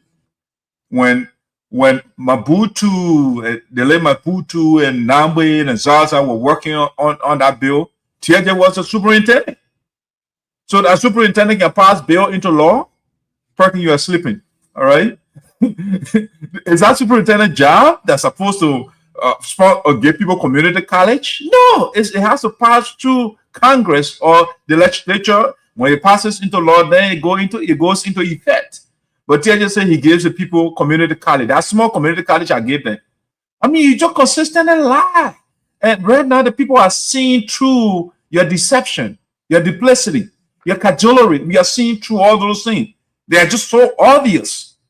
And he thinks that putting emotions into what he says will change the quality of that speech. It doesn't change anything. It's the same thing. You know, the Sapano, you know, emphasize, it does not change anything. It does not add any value to what you are saying. It just shows that you are theatrical, you know, you are emotional, you are dramatic. That all it shows. It does not add any substance to what you are saying. So I want to talk to the young people of Sinoe County. Teahjay is almost 80 years old. 80. You see, when you want to wait for the 80-year-old man to liberate you, you will die poor. Okay? The people that change their country, the condition of their people, it's not all people. All right? You read all these different books. You look at history. The guys that liberated their country and their people, they are young people. This idea of worshiping the Methuselah, you got to stand up for yourself. Now, you the young people, you got to be running for the Senate right now and not rally around Teahjay. He comes, he gave you all the drama and put all over, he mispronouncing words, Sani Kwano, all that thing. You know, you have to stand up for yourselves. You have to find the right person, the right people among you to step up to leadership. You are not children anymore. You are adults. You got children now. You're supposed to come to leadership too. You know, go on the farm. Go make a farm. ESP, you say, you know what? I don't know how to make farm. The only thing that Teahjay knows is to lie, to go to politics, to go to government. That's all he knows. So he said, I don't know how to make farm, sir. Learn, it's a skill. Nobody born with a specific skill. We all learn what we are doing right now. Go learn farming. That's what Teahjay got to do right now so you can eat rice. Learn farming so you can grow your own rice. You know? But, you know, it's unfortunate that we have, I mean, some people will say, oh, the man should not talk. Let the man talk. Because of freedom of speech, right? Let the man express a view, you know? But he should not lie. That's the thing. Say what you have done concretely. Because we know your history. You are indicted for corruption. You are taken to court. You are declared guilty. Even though our current superintendent said the man was not declared guilty. But, you know, that's another game. That's another ball game there. They can put 7 charges on you, 1 stop on you, and say you are not declared guilty. All right? So these are the things we're talking about in the country. And when you listen to the speech of Perkins, he also measured, I thought it was just Roman, right? He measured about that Savior 30. Oh, I wanted to come to the port. Yeah, he mentioned that in his speech. I wanted to come to the port to create more jobs. I said, oh, the man actually wanted to be director at the port of Greenville. He was actually fighting for that thing. I'm like, wow. So anytime LeBron man says something and say where there is smoke, there is fire, that true. And then Romo, you hear that truth inside. You know, TEAHJAY confirm that I say, whoa, the man actually wanted to be director of the post, so he can say, I want to create more jobs for the people. You didn't do it as superintendent, you abandoned all our project, the Sinoe County electrification project, the man abandoned that, he ate the money. LeBron set the Banana Republic, TEAHJAY is going to be in jail a long time. But you know, it's a side country. All right, so guys, let's move on to the next thing. Let Milton Teahjay try his luck, even though I don't like Chie that much, you know. But you know, when you put Chie and Teahjay together, I would be forced to take Chie. But Chie is as horrible as Teahjay. He's just an undercover man, right? Teahjay can come up straight and bite you, but Chie is the kind of mouse guy or rat man. He biting you, but he blowing you, you know. Like the anesthesia, right? You go to the hospital, the man put a needle on you, can't feel anything. So he just doing also, but what Chie does. Chie is a cunning guy, very undercover man, you know. That's why he does. He will tell you, oh, I will support you when time comes, and he moves from behind you, you know. But if you listen to no, but Chie is a man. I mean, I think the last time you endorsed him, right? True. It was a faux pas. It was a faux pas. Yeah. So we want to correct that faux pas. All right. But I never knew him that much. You know, he was a new guy coming on the scene. So we never knew him that much. We look at his record. He never had any bad record in the county. So okay, let's give him the benefit of the doubt, right? But since that guy got in that play, he has not done. I mean, I don't want to bring, it's not tribalism. When you are a senator of a county, you represent all the tribal groups. You would not see Chie on the Sapo side, saying he being power, you're not going over there, you're not doing anything. Somebody posted up, when you see the town hall, they say Chie renovated. I'm like, what is wrong with these guys? And they posted a picture to that thing too. Next time on the show, I will post it so you can see what they're talking about. You know, Chie is a cunning guy. You know, so I hopefully we'll have a better leader in the future. I mean, when people will tell some of these guys that Ojuku Nyepando people, you step up to the plate. I mean, we need the old people then to go and sit down somewhere. Chie does not, he knows all the book. When you go on a page, you will talk about all the laws. But Chie has not sponsored one bill. Nothing. He just in there when he's ready, he goes on Facebook and write all law. He say he knows the law. He write all the, but he can't write one bill to pass into law. I mean, Sinoe County is not represented. TEAHJay brought Cradle Donkey to us. Cradle Donkey over there right now, he telling us Sinoe County is dead. You know, imagine the guy in Sinoe County is dead, nothing going on in the county. But he getting rich. He getting rich. He wants to be president right now. You will tell the people say the corruption that going on in our country, we the lawmaker will get 20%. He says it for the public and says those things. So we are done, Sinoe County. We don't have no representation. We go to Sunday boy, know what is he doing? He building his personal houses. That's why when you go on the other side, what you call it, something where I would tell, you will say, I stand with Romeo Kuya. Some people should not get their own county. You know, I stand with Romeo Kuya. Oh, we finish. Then Romeo Kuya on the other side and say, no, what's up for your county thing? I own it. I for you.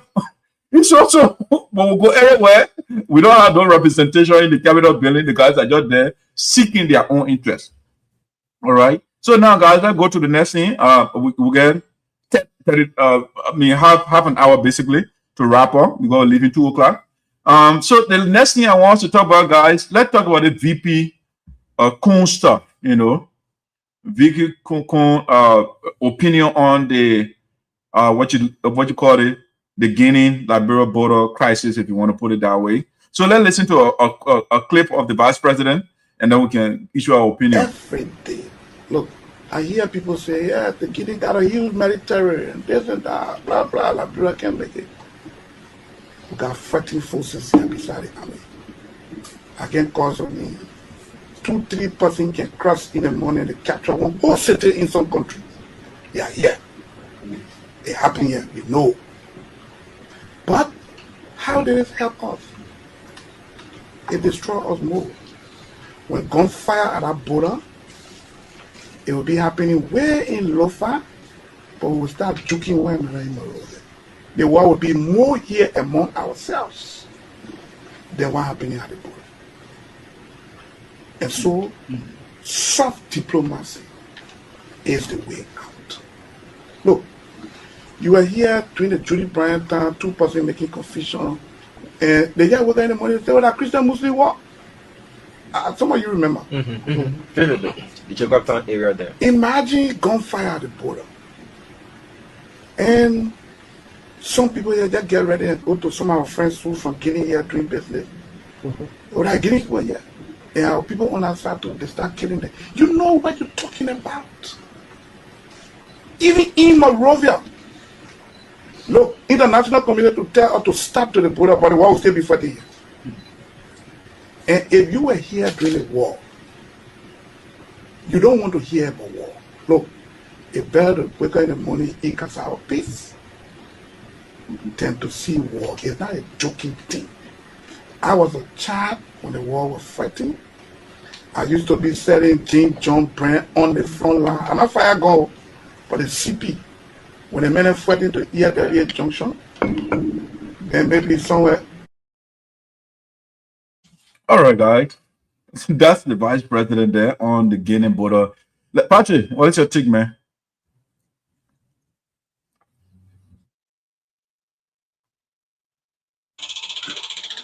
Yeah, so Patrick, before you come in, can 2 or 3 persons capture a city?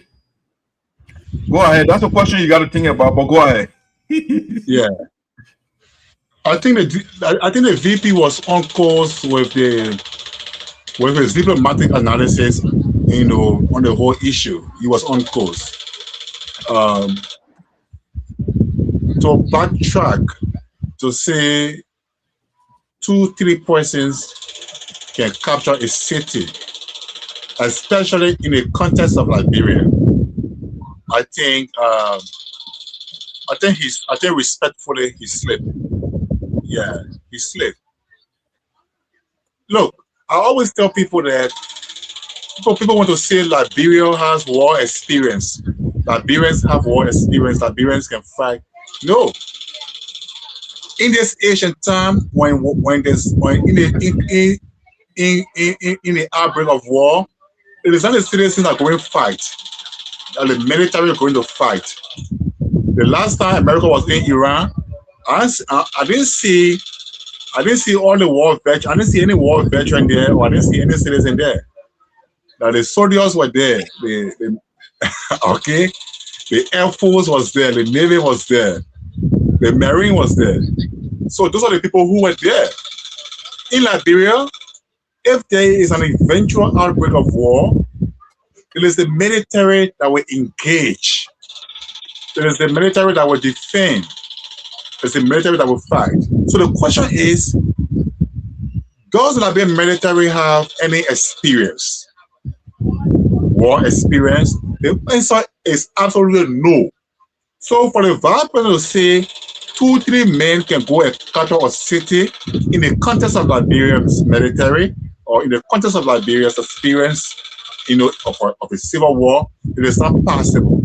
Because the recruitment that took place in 2006 to build a new military, Madam Salif and her team and her security advisors, they mistakenly made one of the biggest mistakes in history. All right, but deactivating entirely the entire army. They didn't say let's streamline. They didn't say let's streamline the army, the military. Let's know the good ones and reincorporate them, remobilize them, and retrain them. And, you know, they didn't do that. They said, "What are you good so you don't good so once that wartime period pass, you don't qualify to be so again." So the people they recruited in 2006 were all new people that never had war experience. To be qualified, the first qualification was you must not take part in the war. That was the first requirement.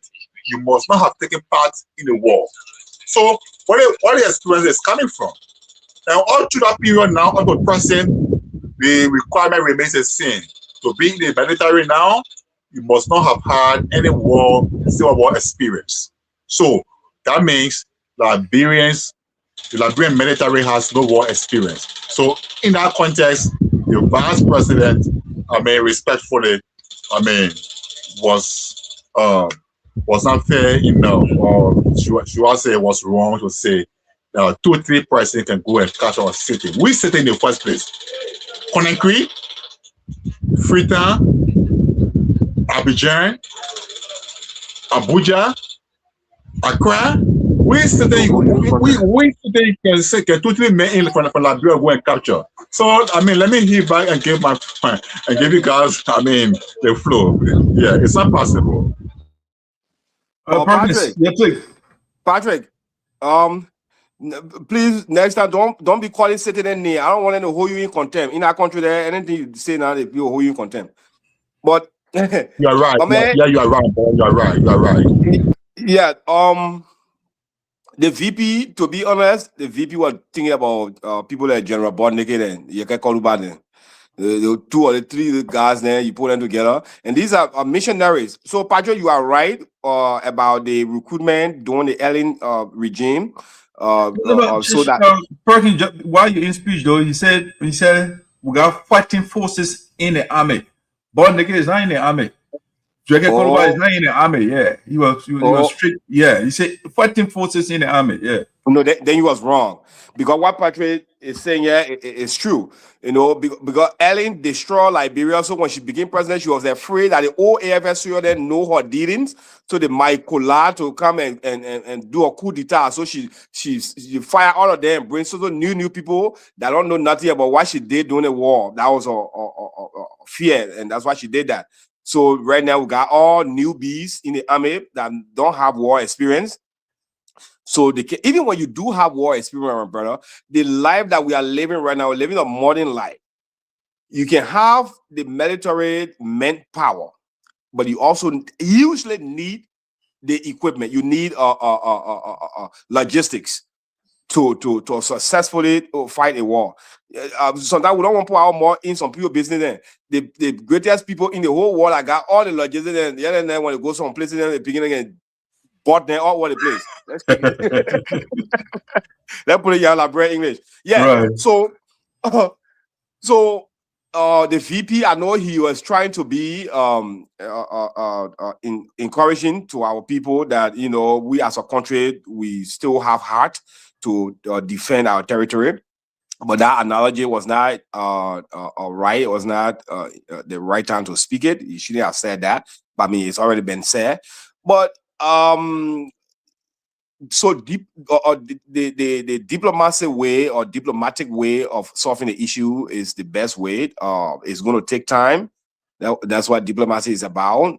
Letting exhaust all the avenues diplomatically that they can in order to solve the border issue. We are all hoping that it will get solved amicably, and the Guinean will go back to Guinea, and we will maintain what we have as our land. The strange thing, though, is, bro, I really don't understand. Liberia is a strange country. Yeah, it's a country where we are talking about border dispute with we and the Guineans. And our message to the Guineans, to our Guinean counterpart, is we don't want war. So you send your military across the border on our land, you guys raise your flag, okay. We will contact we'll contact whoever is in the region that can help us to come on the table for us to solve this issue, diplomatically. That's Liberia message. Then 1 or 2 months later, the same Liberia is on the internet, on Facebook, doing military recruit publicly. For what? Okay, so when Guinea wasn't going to come and take your land, were you planning to do military recruit before? The great United States that we try to model everything after. You now see that military recruit online. If you don't go search it, you now see it on Facebook going live. What kind of people are these people? So now, what is the message that you are sending to Guinea? That, the people are getting ready now. They are recruited to counter war. That's it. That is exactly the message. No other way you can put this. So, Liberia people are strange people. So you yeah, bro. You on Facebook recruiting people jumping around. You said re A, re B, re C. For what reason? And I to protect Liberia. But you didn't do this all alone until now. You have a dispute with Guinea before you are doing it. Then you don't expect the Guineans to feel that you are preparing for war against them. Damn it, Liberia, man. It is. I don't understand. But yes, that's how sad it is. The people. Sometimes the way we do things backwards, like absolutely backwards. And I don't know. The president has an advisor or military advisor. So no secret in your own country. Everything must be on Facebook Live. It's sad, man. And so it now, from what I believe, it's going to put us in a real big problem with Guinea, because now it is clear that if what they can say that saying, I know they say when diplomatic fail, then brutality exists. That's exactly what Guinea will be thinking. The people are talking to us because they feel that they don't have the manpower or the logistics to fight us right now. But at the same time, they are recruiting. So when we say no, we'll not leave their land, they will end up fighting. That is the message you are sending to Guinea. You should wait till you solve the border issue. Guinea go back to their area, you stay in Liberia, then you do your recruit. But now you're doing recruit for what? To go for Guinea, obviously. And that's what I gotta say on that. Yeah, thank you. I mean, Liberia is doing like America, man. They carry the enlistment age up, so plenty people can join. Like you said, they begin and get in the hot time, so they carry the age up, so people can join. Yeah, but yes, my take though. Yes, my take. I thought the VP was talking on both sides of the mouth. All right. At least at the very least, if you want to take one position, just take that position. But on one side, like you rightly said, the soft diplomacy is the way to go, right? That's it, right? But on the other hand, you're talking about how fighting forces in the army. So which one are we talking about? Are we going the fighting forces way, or we want soft diplomacy? Okay. So you were talking about both sides of the mouth and talking about people can capture city. So from the beginning of the speech, he screwed up, you know. But then later on, when you say, we need soft diplomacy, because that's what the president started with. And I give President Boakai credit on that. Okay. If you're on the lower end of things, right? You don't exhibit brutality. Okay. So when that issue started, what the papi did, the first thing was to fly to Guinea to go talk to that Guinea and say, Noah, we are neighbors. Some of your people living in Liberia. We have like a family, man. Some Guinean living in Liberia, Liberian living. So we are one people, and we are talking about Pan-Africanism, So it doesn't make sense to be fighting each other. I think if the issue is resolved amicably, right, that would be a great accomplishment for Joseph Boakai, because as a leader, the first thing you do is the stability of the country. All right. So when something comes out, you don't go there and escalate the situation. So his approach to go over there and talk to the Guinean president is a good thing. But his vice president is doing the antithesis, or he's sending mixed messages. Your boss is going to the other leader to have a solution, and you are on radio and telling the people, say, we can capture city. 3% can capture city. We are fighting men. I mean, what are you? So Perkins, exactly what you are talking. Liberian, we are strange people. I mean, how is it that we are on the same team, but we are talking two different things, or we are doing two different things? The leader is going over there talking to the people, or the other next leader, but you are on radio. You're the second in command. You are not reinforcing what your boss is doing. You're saying something, and something he said in his speech too. When you listen, the man said, "I was on the front line, but I didn't fire any gun." Okay. What's going on here? You are not Perkins, Patrick. Who the hell right now in Iran between America? You're not soldier, but you're on the front line. What the hell are you doing there? The man issue your disclaimer. Go ahead. I say you are issuing your disclaimer. No, but what if you are issuing a disclaimer? What are you doing there? You are not a soldier. You are not fighting, and you say people fighting, and you say, "Oh, I'm on the front line setting." That play market can go. That people can do market on the front. So I was like, the guy thinks people are stupid, right? You on the people are running from front line because a bullet flying, people killing each other. Then you say you on the front line doing market. Okay, go for you. So it was funny to me when you said that. But let me give you something. When you see when you are talking things, right? Do some analysis, do some research, a little research. Patrick, I was doing a little bit of research when our VP said 3% can capture a whole city. Yeah, I mean the little city that closer to me, it got about 40,000 people. I don't know 2% or 3% can capture the whole place, but that's another ballgame. But I was looking at Guinea manpower and I was looking at Liberia manpower. First of all, Guinea has anywhere from 14 to 15 million people. Liberia, the 5.4, when you want to round it up, make it 6 million people. That's it. So it like tripled the population of Liberia. Okay, maybe you will say, okay, population should not be an argument because Israel population is less and she is attacking Iran that has 90 million people, right? So, but the reason Israel is doing that because she has more military strength, right? She has the world superpower supporting her, all right? So she has more equipment. So you can't do the same comparison between Iran, or not Iran, but Liberia and Guinea. You can't do the same thing. They are not the same. So I was looking at the military strength of both countries, right? So Guinea, for example, the army got 10,000 soldiers, 10,000 soldiers, right? The army, just the army. The Navy, they get 1,500 soldiers for the Navy. Air Force, they get 500 men for the Air Force. Then they get the paramilitary or gendarmerie, they call them 10,000 men, okay?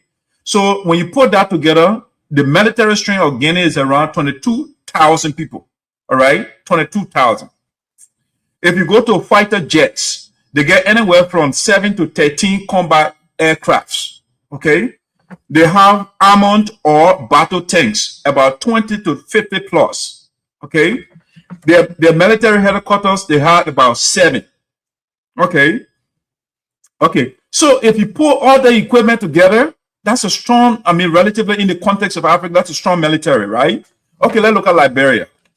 Liberia, the military, 2,000, okay? The army, 2,000 men. You have no Air Force. You have no Navy, okay? So you don't have men in that area. The police, you got anywhere from 4,000 to 5,000 men. The police more than the army, okay? Then you got EPS. The EPS is anywhere around 800 to 900 men, the Executive Protection Agency. So if you put the total together, you're talking about 7,900. That is the manpower military or paramilitary force of Liberia. You want to put that against Guinea with 22,000 men plus Air Force and Navy and everything else. You don't have anything. You don't have anything.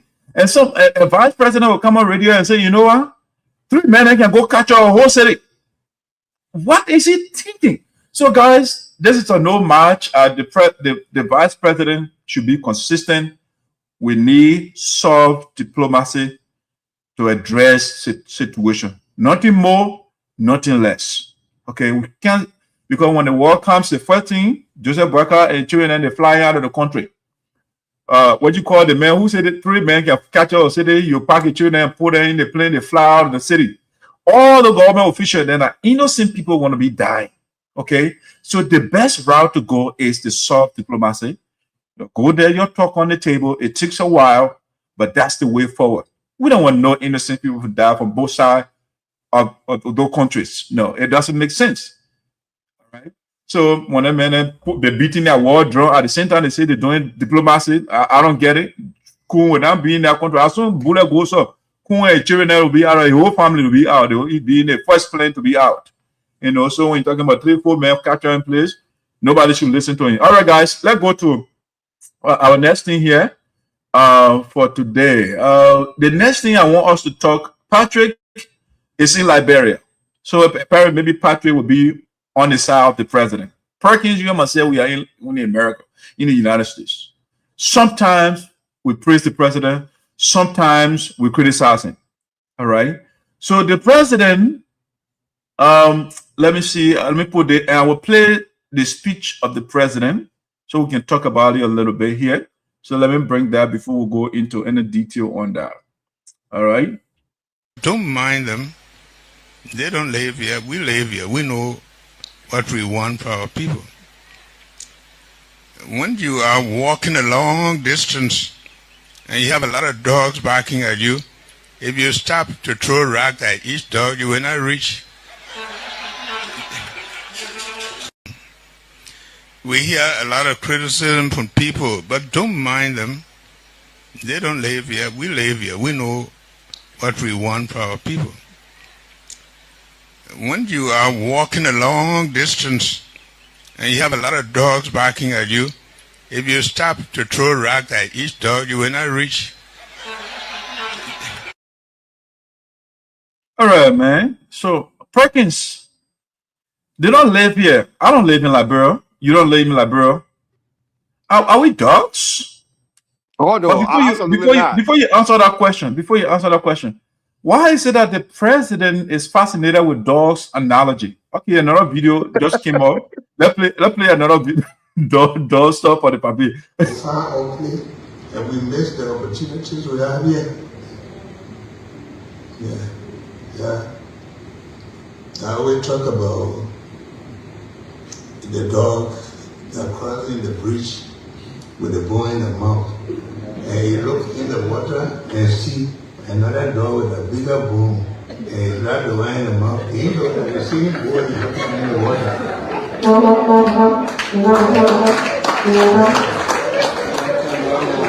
Anyway, Rabbi found out that there's no more bone. He knows so much about what God has given him here. All we have to do is to manage it properly. And that's why. Sometimes we look so much too far away and we miss the opportunities we have here. Yeah. I always talk about the dog that crossing the bridge with the bone in the mouth. And you look in the water and see another dog with a bigger bone and you grab the one in the mouth. You know that the same bone is looking in the water. Don't mind them. They don't live here. We live here. We know what we want for our people. When you are walking a long distance and you have a lot of dogs barking at you, if you stop to throw a rock at each dog, you will not reach. We hear a lot of. All right, guys. Let's get to the analysis here. I mean, I like the last analogy of the dog, carrying the bone. That's better, But let's look at the first one, where the president first measure, they don't live here, so they don't understand the situation. And then the next sentence, dog barking and all of those things. So was he referring to Liberians at barking dogs? Let's bring Perkins in first on this one. Perkins, what's your take? Realistically, my take on this issue, and I did a short post on Facebook after I got this message from the president, and everybody was going helter scatter about the parable that the president used. It's obvious the president was not calling anybody a dog, any Liberian a dog. Now, he said, don't mind them, they don't live here, we live here. Now I can understand when some people feel some type of way that, just because we don't live in Liberia, so that means we don't have an opinion how our country should be run, or we don't know anything good. Well, I don't think he means that too as well. I think he means like we are on ground, we are facing the day-to-day, ongoing here, so we can make better decisions when it comes to what we want or what is affecting us. Now, there are so many things going on in Liberia that are so paramount to our survival.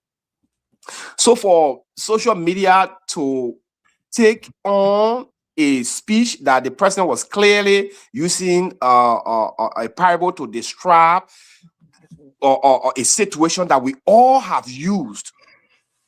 And one can say that the president used that parable so that the market women or the market men or the low men can understand exactly what he's saying. That is a common parable that every Liberian have used. So for people to take it out of context and say the man is insulting Liberians and calling Liberians dog, then I think that speaks largely to our level of understanding as a people. It has nothing to do with what the president said. It has everything to do with how we understand our issues. Because if an analogy that we use since we were 0 years old in Liberia, and just because the man is a president now, that means he cannot say those things anymore, then our mindset got to be changed. You know what I'm saying? And like you said, the last one, which is true. You know, but let's take care of what is closer to us instead of looking far off for what we cannot reach for now. You know, one of my favorite parable that my grandpa would usually say, but they put it in Sapo, and I forgot the Sapo interpretation of that one. So I just put it in Sapo, my man. Okay, when you're about each year, you can call it in Sapo. Esumla. And you get Esumla. And you sumla. Okay, so you sumla pie anyway fin. Okay. So the eye that itches often will eventually cry. Now, they're not saying you will literally start crying, but you know when your eye tears start coming from out of your eyeball. That's crying. So if you continue to do one thing over and over, eventually you will, the reciprocation will catch up to you. So for us to take this out of context of all the things that Perkins, I like the part that you used the word context. In what context was he speaking when he measured dogs? Let's look at the sentence. The first one he said, don't mind them.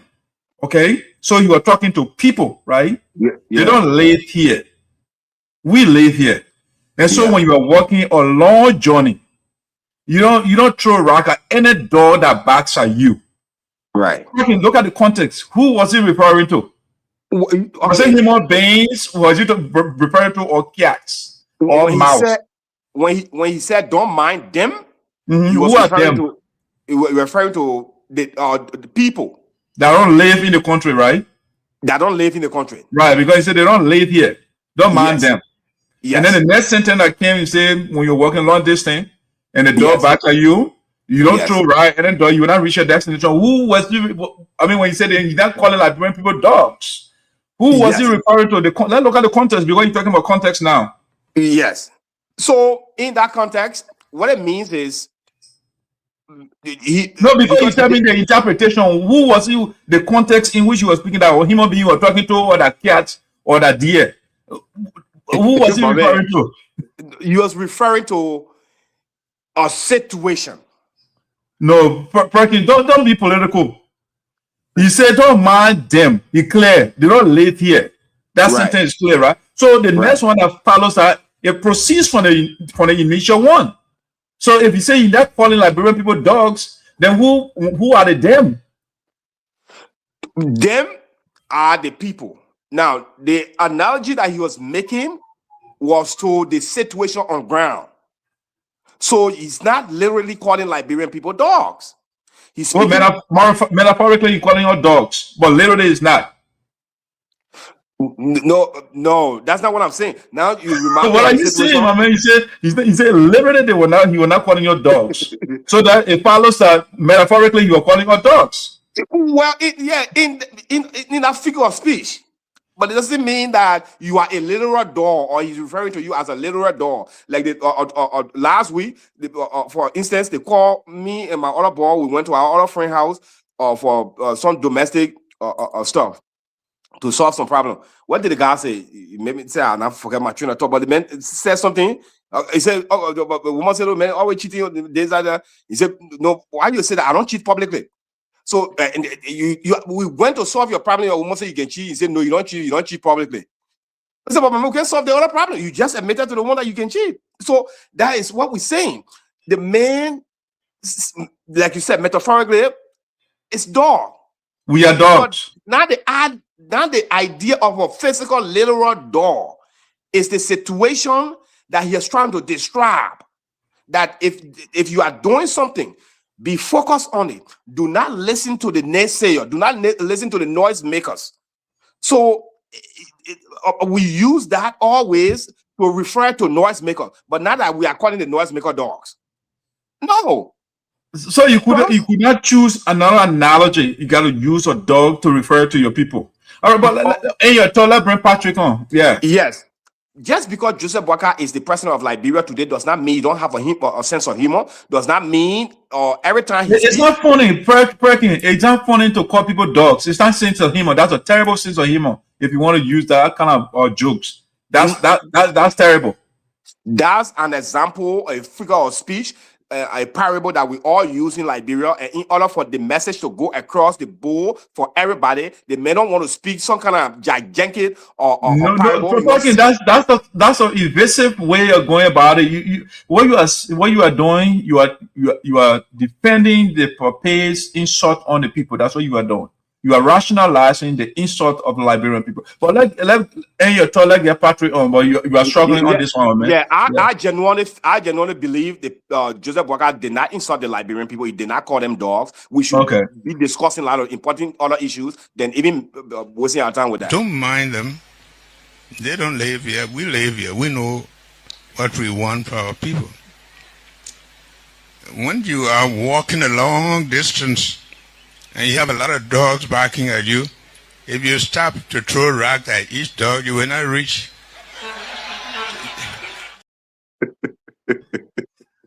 A lot of dogs are barking, but who are the dogs the Babe talking to here? Perkins say we are not the dogs. Let's get your take, Patrick. Okay, so thank you. Thank you, Perkins. But before I proceed with my thoughts, I want to ask two questions, and you can honestly answer me on this question. Or those following us can also drop their answer, can drop their thoughts in the comment section, by answering me.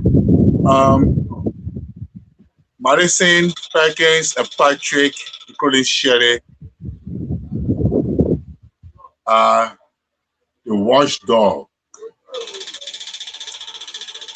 Madison, Perkins, Patrick, and Shirley are the watchdogs of Sinoe or Liberia. Are we dogs? The first question. Good question, Patrick. But you see, are we dogs? No, hold on now. Hold on. That's a first. I don't know yes or no first, so I can go to this question.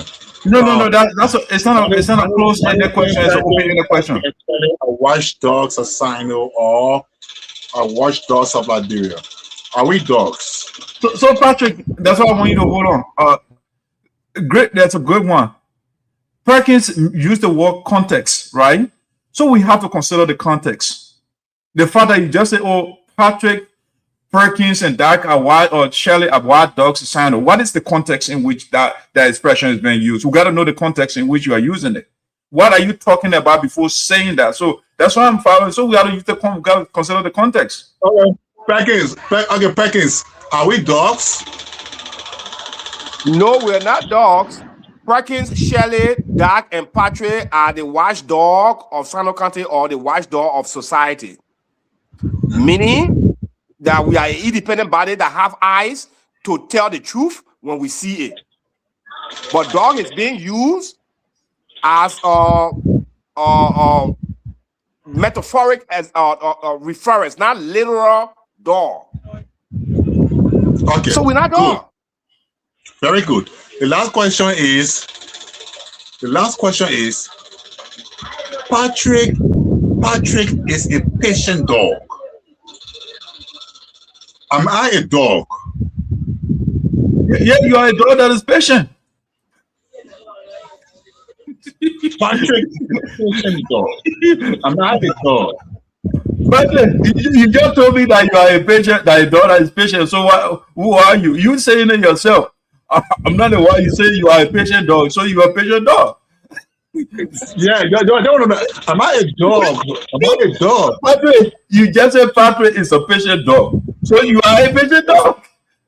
How will you say you are? Perkins, am I a dog? No, you are an animal. So Patrick is a patient animal who can go, but you are not a dog. Perkins, Yeah. an animal is not a dog. An animal is a dog. An animal is us too as well. But we are not a dog and an animal. We are. Yeah, but Patrick just told you he clear in that one. He said Patrick is a patient dog. So I'm asking if I'm a dog. I don't know how you want me out on the wall. You just It's a patient dog. All right, so let me come in with my thoughts now. Go ahead. The reason why I'm asking all these questions is to contextualize and critically analyze this whole thing so that we arrive at what the president tried to drive at. Don't mind them. They don't live here. First of all, that job or that that talk by the president, I'm sure it was being directed at the online media activists. Yeah, those who are online really are maybe for example, maybe the phone network, all our networks are on his back, on the government back. Seriously, the government can't breathe. Maybe. See, all right. The next point he tried to push is you don't live here. You have everything over there. Time is unique for them. For them, time is money. Oh yes, time is money for them. Every time you spend somewhere, you Manneh and Perkins and Shirley, every time you spend somewhere, money. It's not free. Yeah, the time you take responding. I mean, you responding to them, but they're making their money. You're here responding, you don't have anything. So, make use of the little time you have, even though it is free. It's unpaid for, but make use of it to help your country. That one. The other point is the backing door stuff. When we were in elementary school, we hear backing door parable. When we grew up, we heard it. Now we are adults, we still hearing it. So, to say that when you are going to the market and you start to throw stone at every door that bites at you, you will not reach. To say now in this time. Before, it was not insult. All the politicians I used it before. It was never an insult. Everybody that used it before, it was not an insult. Now today, the sitting president uses it. It becomes an insult. No, that was Patrick, I hate to do this. I hate to interrupt you, but you see, what you just said, there's a big fallacy embedded in what you just said. And that fallacy is called appeal to population. You appeal to population because people are doing it. It's also called bandwagon fallacy. Because people are doing it, so you must do it too. That's a bad reasoning, Patrick. Go ahead. I'll come in. So this backing door parable did not come. It did not start from the 21st century, 20th century, 18th century, 19th century. It came from as far back as the 17th century. All right. Then it went on and on and on and on and on, and it moved into the 20th century. And then people like Winston Churchill started to use the same the backing door parable. And in our own time, in fact, what is his name? President Richard Nixon. Yeah, President Richard Nixon used a backing door parable before too. And several other, besides President Nixon, I think Jimmy Carter, yes. President Carter also used a backing door parable. President Bush used it. Somebody said the Washington Post in 1971, when it exposed the Watergate scandal, somebody described the Washington Post as a watchdog. That was something. I mean, so the dog story has been in use for as many years as possible. All right, for as many years as possible, the barking dog or the dog parable has been used. In this time, for me, the president did not insult anybody. And in another way, I want to say the president did not detach diaspora Liberians from the ones on the ground. No, he didn't detach, because even the president came from the US before he making that parable. And just recently, when he made that parable, he went back to the US. All right, he went back to the US and he just came back. So if you saw the reception in the US recently, if you saw the reception, it tells you that the people, are not taking that thing into consideration as an insult. So let's leave this thing. The president made a simple parable that has been around for many years, and we can also use it as many times as possible too. But it was not an insult, and it was not a detachment, and it was not something directed at Liberian people or to vilify them or to, humanize them. All right, Patrick, thank you. I disagree with you. And Perkins, again, we have to take context into consideration.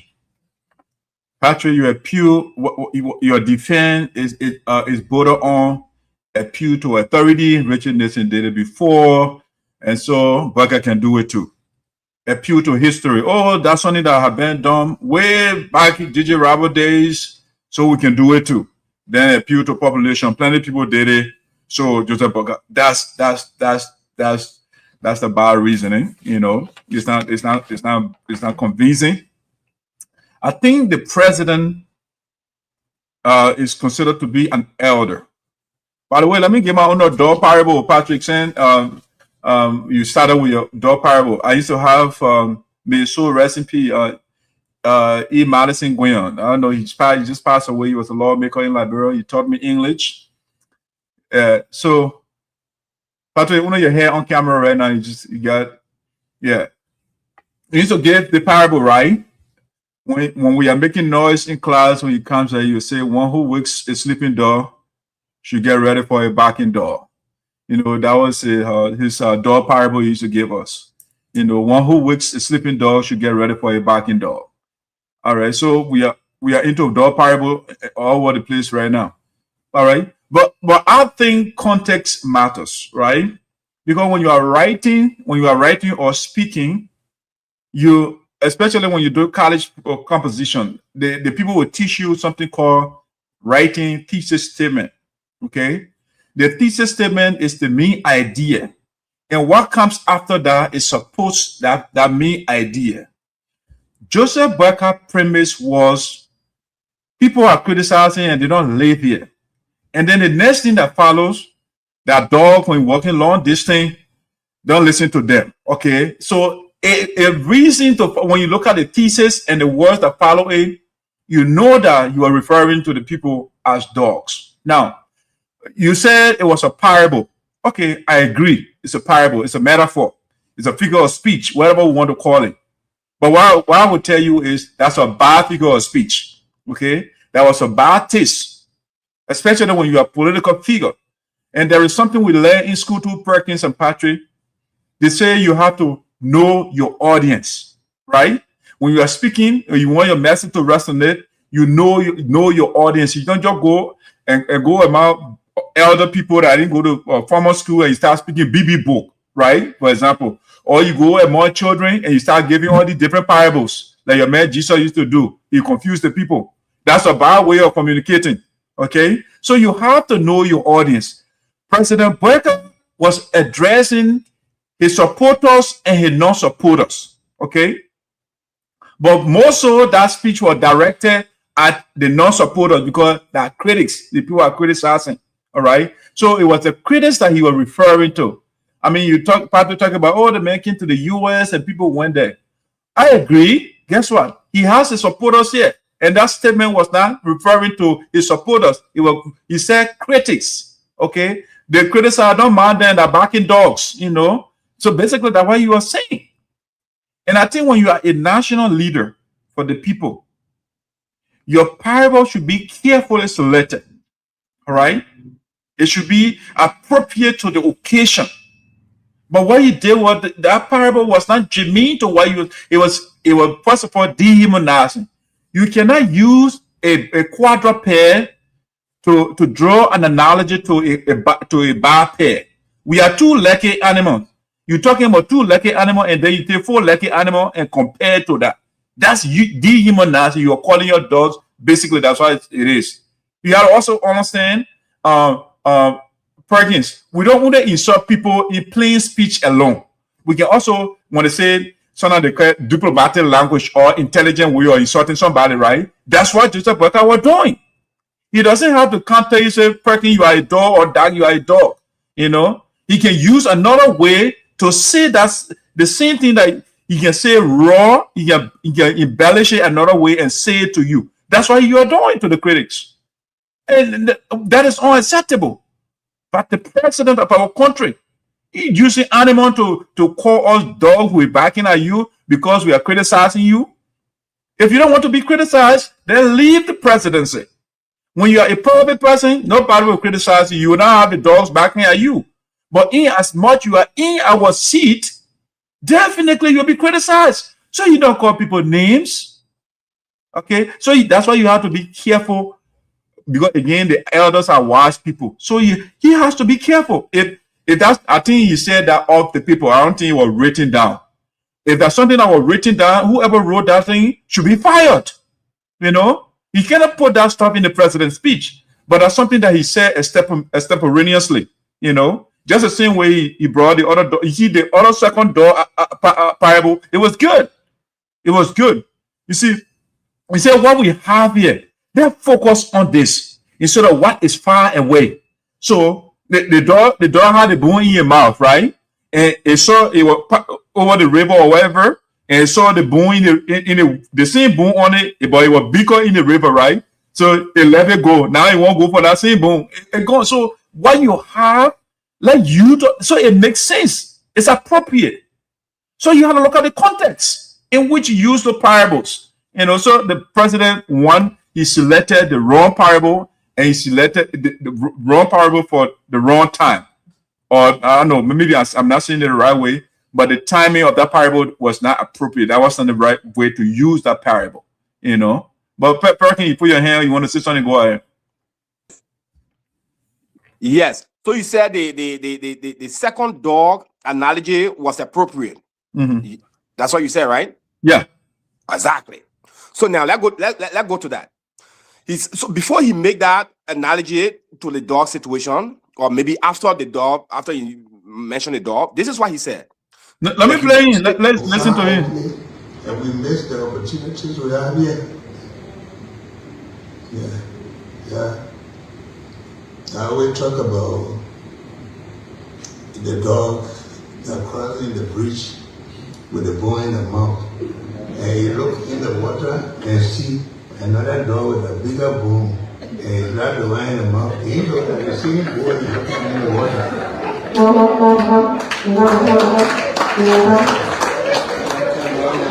So it's happy to find out that there's no more bone. You know so much about what has to be done here. All we have to do is to manage it properly. And that's what. Exactly. So when he begins, he said, we as in people look further for things that are a little further from us instead of controlling what we got here. We as a people. That's why he said, we. Far out place, and we miss the opportunities we have here. We look he said far off place. Far off place. He said, he didn't say we, the word we did not come. Let's play again. And we miss the opportunities we have here. And we. You didn't hear that? And we missed the opportunity. Yes, and we, who are the we that missed the opportunity? Who are the we? The Liberian people. Right. We look far up place and we missed the opportunity that we got here. Liberian people as we. Mm-hmm. Then the next one he said, the dog example. So now he's again referring to the Liberian people as dog, if you want to say it that way. No, Perkins, again, that what you have to consider context, right? The context here, he's not using it in a way that, I mean, before you use a parable, right? The first one he used that parable when the people criticize him, right? But this in the context, nobody is saying anything derogatory, nobody is saying anything against him.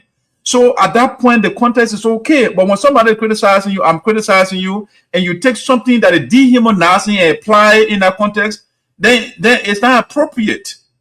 You are insulting the person basically that what you are doing, diplomatically or figuratively. That's what you are doing. Well, Joseph Boakai administration have been criticized since they've been in power. I've criticized them more than I've praised them because I believe they are trending in the same path of the last administration. So it's always been criticizing every day because they are, and the criticism are not wrong because they are doing the right thing, so we got to criticize them. So we can't say because you are being criticized, administration was being criticized right then and there.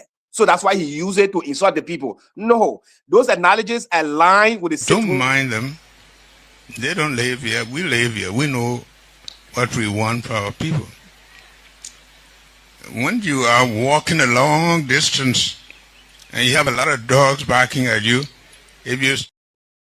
There's no way you can put that the man insulting the people. But let's move to the next thing, man. We've been here for a while. The last talking point, I think. It has to do with the same border issue, but it has to do with Yeke Kolubah, right? Yeah, let's assess the situation of Yeke Kolubah, and then we can call it a day. All right. Liberia Guinea border crisis effect on politics. Yeke expelled. But before we go there, let me play this video as well. Let's see. Let me play this video that is trending right now. The issues between Liberia and Guinea. Everybody condemned, including this parliament. We issued a statement. And Liberia will come here and tell our stories and not mention it. There's no respect, no regard for the issues that have put our hearts on the land. We need to know what has happened. And if in the process of trying to find out the truth about the situation, a lawmaker spoke about it. The world is not a global village. What I'm saying here now, somebody in Canada will hear me in the next 2 seconds. If a member of parliament to Kolubah and say, this is a true position, that he believes that this territory belongs to Guinea, what Liberia could do would be to spare the man from parliament. And we are here presenting a report. I don't know what the court Liberia have presented. I need to know what are happening. What is it that made them to withdraw? What is it that made them to expel somebody who was attempting to tell it? If we are not prepared to tell the truth and live by it, we better shut down what we are calling democracy and define it in our own languages and follow through. Thank you very much. All right, so let's look at the issue of Yeke Kolubah. Okay, Perkins, in your opinion, right? You spoke first, so let's bring Patrick. Patrick, you can hear the frustration from the gentleman that just spoke, the lawmaker from Ghana, you know, and I think the observation you were making was they condemned, ECOWAS condemned the action that went on over there, but we have a representative in us in the ECOWAS parliament. That's, I think, the lady they call Mensah, she voted to remove Yeke Kolubah, but she has not reported to these guys what happened. They expel somebody and they say somebody encroaching on their territory, but then the representative from Liberia in the ECOWAS parliament has not said anything about it. You know, so I just want you to give your perspective on Yeke Kolubah. Do you think he was justly expelled from the Liberian parliament? Does this move pose a threat to the freedom of speech in our country? I think Yeke's expulsion was more political than constitutional or legal, and it has serious consequences on constitutional governance and press freedom or free speech was guaranteed by the Constitution. You see, the first and foremost priority of the legislature, the House of Representatives, the first thing that should ballot them, the first thing that should focus on was first resolving the standoff. How to repair the standoff diplomatically or militarily. Because there are only two options available to Liberia: diplomatic engagement or resolution of the situation, or military engagement or resolution of the situation. So these two things, the one that they have started should remain a focus point until now. After resolving the issue, the Guinean soldiers have pulled back. They have gone back to their original buffer zone. Liberia is now moving about normally. Citizens have returned to their homes. Farming activities have resumed. Activities at the borderline, cross-border trade resumes. Citizens from Liberia going to Guinea to buy, Guinean coming to Liberia to buy. All those activities have resumed. Then you call Yeke down. Amen. At the time we were at a critical juncture, you made a statement. That statement will have been negative, or that statement will have caused us so much trouble or so much harm. Maybe it will have cost us our land.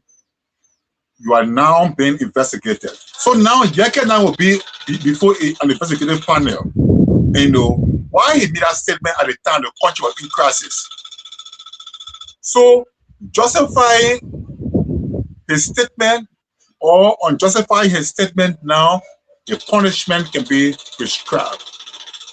Following a suspension and expulsion. But his statement going for expulsion, it simply meant political, it was the political reprisal against him. So Yeke had been doing this, he's been doing that. He's been causing people all over the place, he's been causing the president, he's been causing the speaker, he's been doing this, he's been doing that.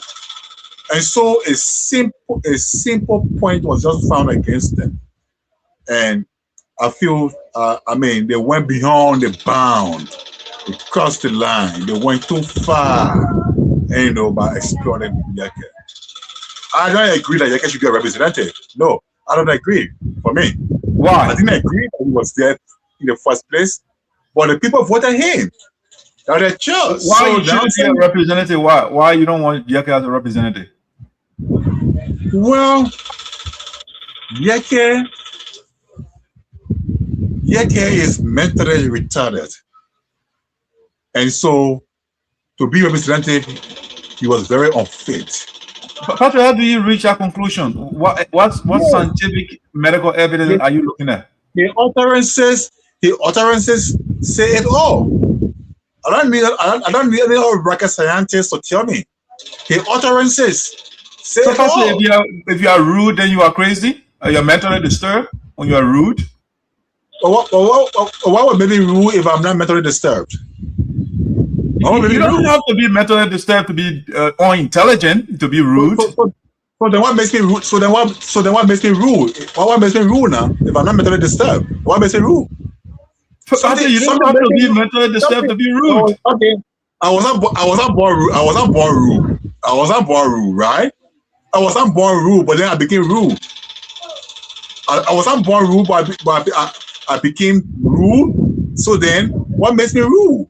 Because there is something called empiricism, right? So empiricists say you learn things by touching and seeing and feeling, right? So your environment. So you can come from somewhere. Sometimes the people are there, they are all relaxed, you know. But when you go into another neighborhood, everybody there, they just rude. You know, like I had the experience when I went to Liberia. For some reason, people are yelling at each other, you know. I mean, it's the condition. So Patrick, it doesn't mean that when you are rude, that means you're mentally disturbed. You'll be a bad doctor. Remember, go ahead. Let me not stop you. Okay.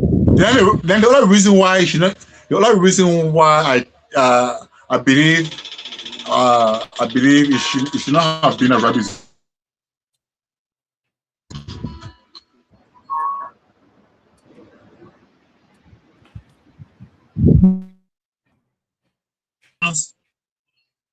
Others, Yeke and other rebels. What did you do to the microphone, man? The quality went down. Okay, I think a call coming in. All right, is it okay now? Yeah. Yeah. Yeke and others who wasted lives in this country cannot be the ones presiding over us. Yeke and others who ruthlessly, I remember the situation. When I was last time I was reading. I don't want to leave the subject. I want to stay on his expulsion instead of going to who killed what. Yeah. Okay, right. Yeah. So Yeke now the campaign for us to give justice to war victims. So Yeke expulsion now it gave us 1 vote already. Yes, one is already out. Yeah, one is already out. So the expulsion also it helps to getting out Lala seat so that we can go and face justice. But on the overall, honestly, to be frank, the fact that Yeke was voted by 13,000 persons, 13,000 plus persons voted for Yeke in October 2023, and by virtue of that vote, he was elected for a second term. I think the coalition should have suspended him. They should have seized his salary for some time, maybe find any other way to punish him. Maybe work for free for about 3 months or 6 months, and then maybe he will learn a lesson. But especially him, I think they went beyond. They went beyond they went beyond the line. That was so harsh. That was too harsh. To conclude on the issue of the parliament not reporting to their colleagues what happened in Liberia. Maybe they forgot, or maybe they knew in their mind, they knew politically that there was to be badge, that the parliament will expel its member because of a speech. When in fact the constitution protects lawmakers, they protect the speeches of lawmakers, except where they are involved with treason, they are involved with breach of peace, and they are involved with other felonious crimes. But the constitution protects their speech, what they say in their capacity as a lawmaker, because it can protect that. So for a lawmaker to assess something, especially for that on that basis, I believe the ECOWAS Parliament will have really bashed them. Yes, I think they have been criticized, they have been censured, widely by their colleagues for taking such action. I think they either forgot or they deliberately did not do so that they could avoid being criticized by their colleagues, because that was very politically immature. Perkins, do you think Yeke will fairly ousted from the Liberian Congress? Well, when it comes to the process through which Yeke was expelled, there has been argument that the process was not properly followed. So they call it missed steps in the due process. But then the House of Representatives argued that they have their own rules, and by those rules, they presented Yeke his charges and a violation. They asked him to bring his counsels. He went there. They presented those charges with him. For some reason, he got angry and he walked out of the meeting, and so the due process was afforded to him. So that is the argument from the House of Representatives, and Yeke and his counsel argued that due process will not follow. So that's how he went to the Supreme Court, and the Supreme Court put a stay order on it. According to the House said they did not see the Supreme Court letter they sent to them in time, and then they went and proceeded with the expulsion. So I guess that part of the case is still going on to see what the Supreme Court ruling will be. Now, for me personally, before I get to the Yeke, it's the same Yeke issue, but I'll come back to Yeke. The parliament guy that spoke from Ghana, I could tell automatically. But before we get to him, whoever representative that is responsible to have reported the expulsion of Yeke Kolubah to the ECOWAS, and that person did not do that, that person was wrong. They did not do their job. And for whatever reason, Patrick said maybe they forgot or I let us straight. But you cannot forget stuff like that.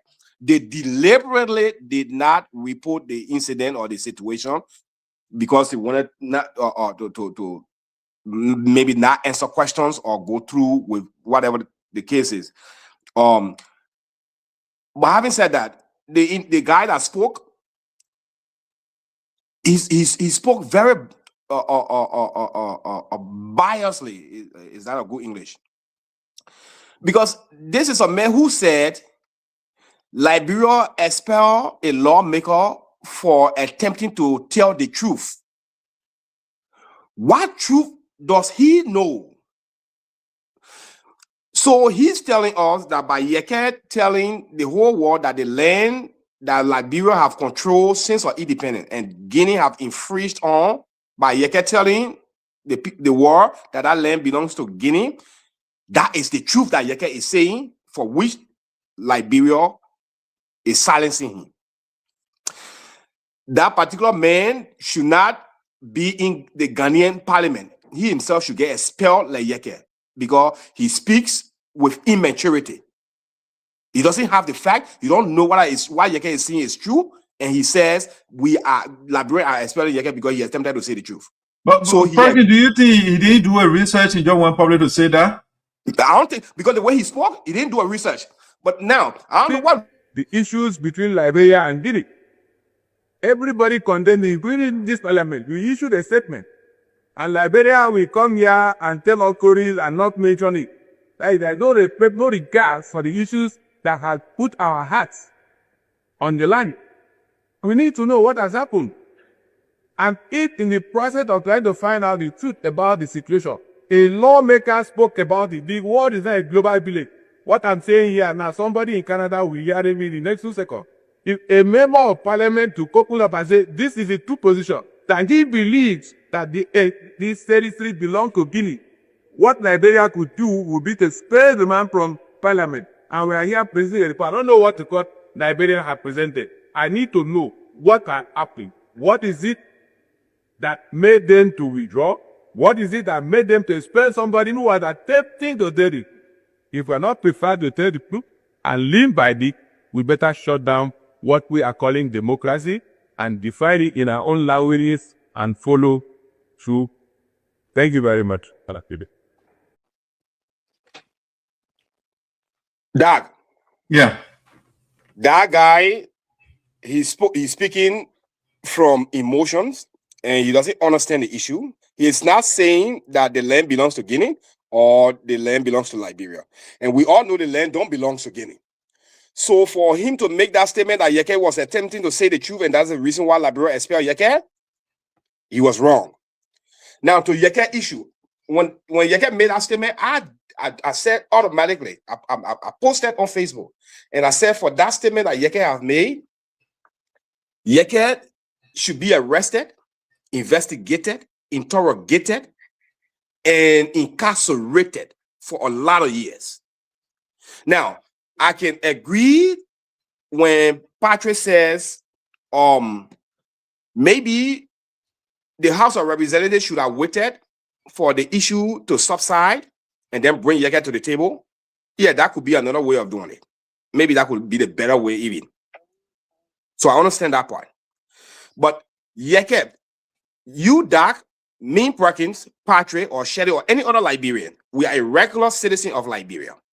If something is going on in Liberia and we come up and say, you know what happened? The way Liberia behaving, you know that land for Guinea, Guinea can't take it. That's different. Because you know why? We were not elected to be in any position.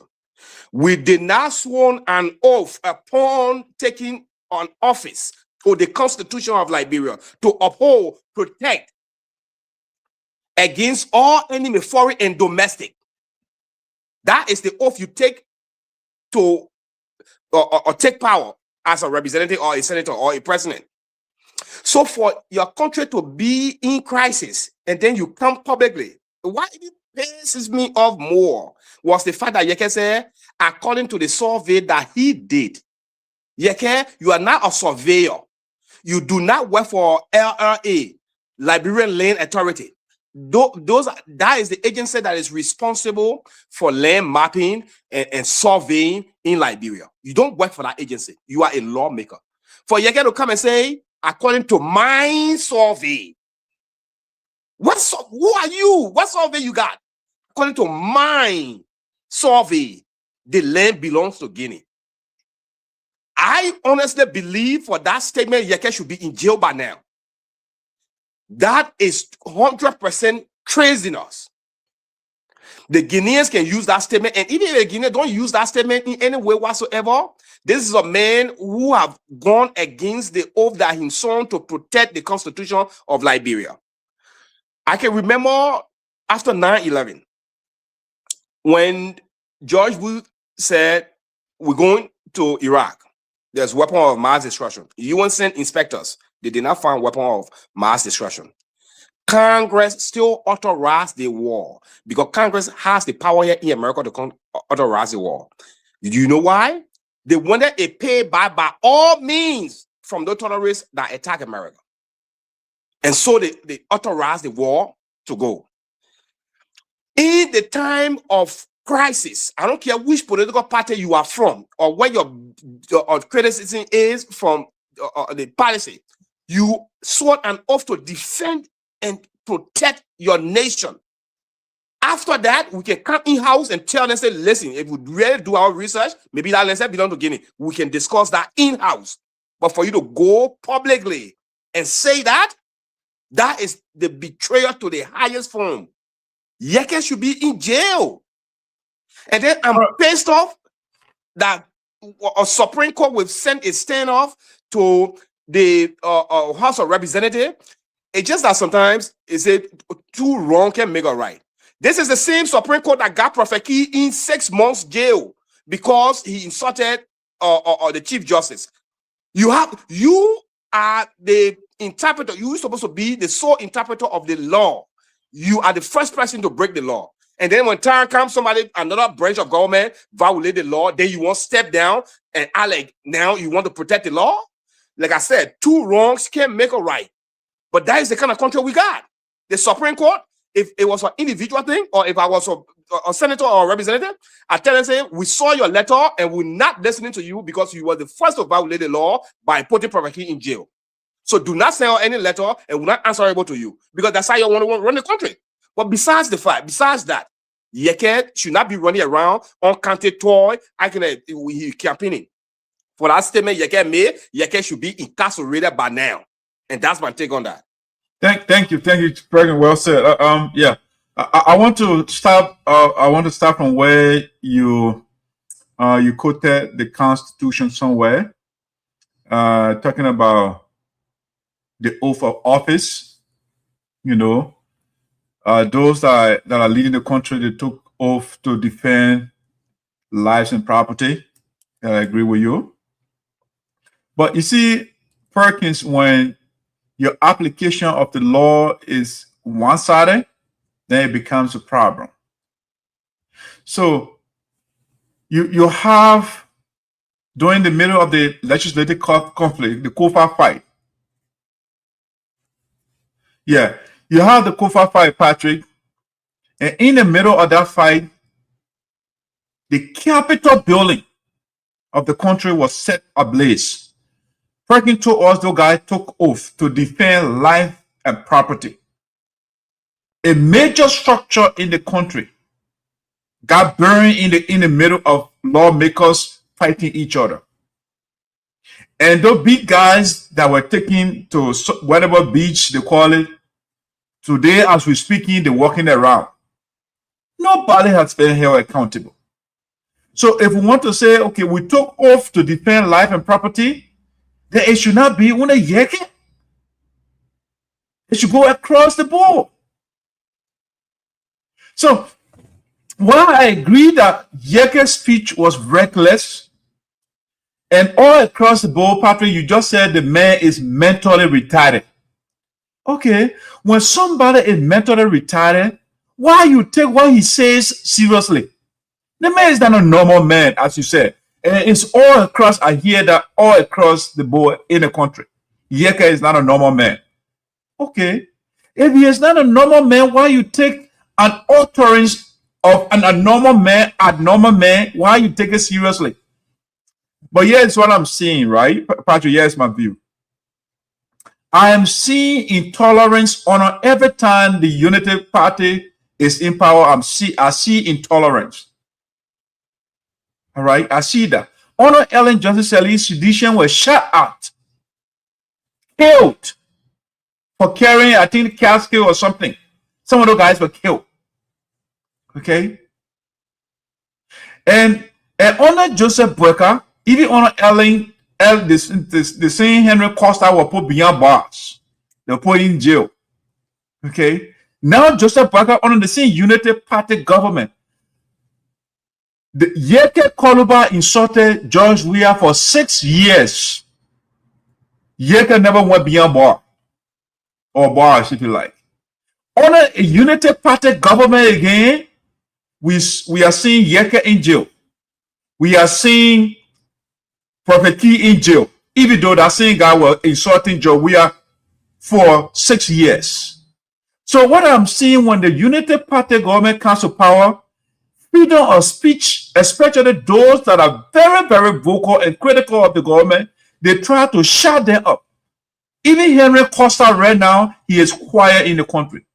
If you ask me, I agree with Representative or Senator Evelyn Melvin Snow. He said something the other time. He said nobody will be taken out of the House of Representatives or the Congress without the approval of the president, or if you want me to use Sonny Boy Noah War, the approbation of the president. Okay? Without the imprimatur of the president, nobody can be taken out. So Yeke removal from the House of Representatives, the president has something to do with it. That's why I agree with that. Because the guys will not just wake up and go for the juggernaut. The last resort, right? Like Patrick pointed out, there are a lot of other measures they can take to punish Yeke Kolubah. You don't go for the last resort to expel the man because of saying a word. While people that burn the Capitol building down, they are still walking around. What happened to defending life and property? What happened to Perkins? Or it can only come to the crazy man, the man they call crazy man. When it comes to it, then you apply that. But when it comes to people who are considered to be intelligent and sane, they do things and they go with impunity. They go with impunity. So we'll have a serious the Unity Party government is putting freedom of speech at risk. All right, right now. Even Amara Kone said something, the very guys, they get angry at Amara Kone for expressing his opinion on the issue. So you see, they try to quiet Amara Kone as well. They send a whole letter. So you see, freedom of speech is gradually eroding in the country under the Unity Party government. And that is not good. People fought and died for freedom of speech in the country. People die for us to have this right. You see, Ellen Johnson Sirleaf said something the other time. She is not even in favor of removing Yeke Kolubah. She said something. She said the growth or the proliferation of bad speech. It says something about the growth of the democracy of a country. When you have more people, Perkins was saying in America, the well-educated people in the country, the people, if you go on YouTube right now, they're insulting President Trump every day. Nobody goes to jail for that. They insulted Joseph Boakai, not Joe Biden, forever. Nobody went to jail. But we are seeing that happening. All the top voices in the country right now, They are shut up. That is scary. When it can happen to Yeke, it can happen to Amara Kwana, they scare him right now, or lawmaker, for speaking your opinion.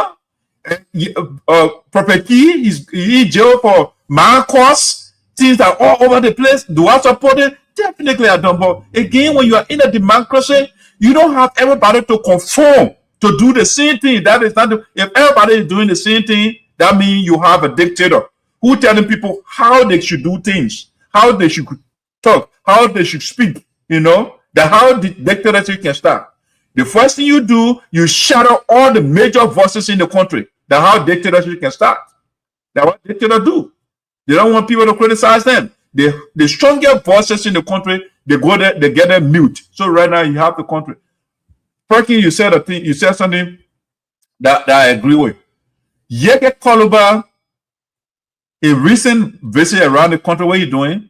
The Liberia has election laws, right? They get time where they can declare, the electoral commission declare when campaign should be done, right? So when they punishing on this one, that's right. That is right. Because nobody has declared campaigning, and you're all about the play and campaigning and calling people former president and all those different things. So the man can be a reckless, but again, Prophet John diagnosed the man is mentally retarded.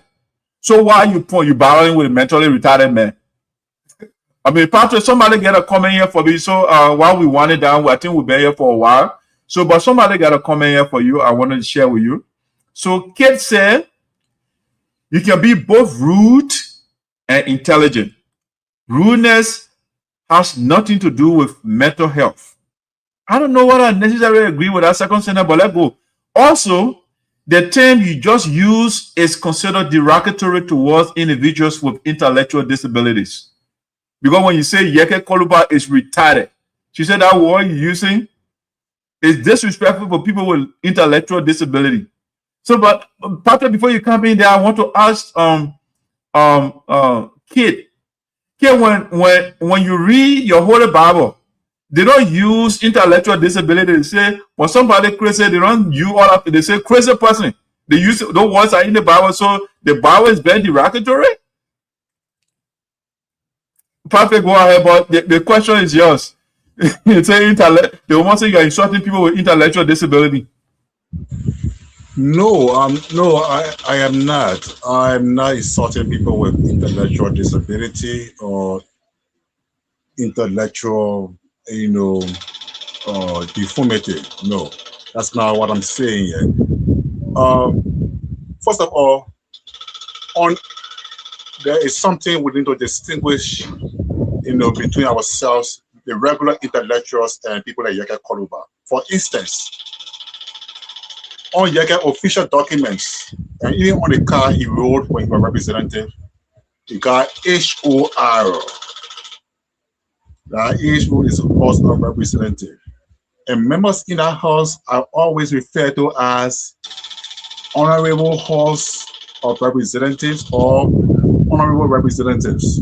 That's that name. So, when you are honorable, for me, maybe I may not be good at words, but Madison can tell us the different meanings of honorable. If somebody is honorable, there's a manner in which that they speak. In fact, being rude or rudeness is not an attribute of honorableness, okay, or being honorable. When they list in a very Google, the attributes of being honorable, you don't see rudeness there.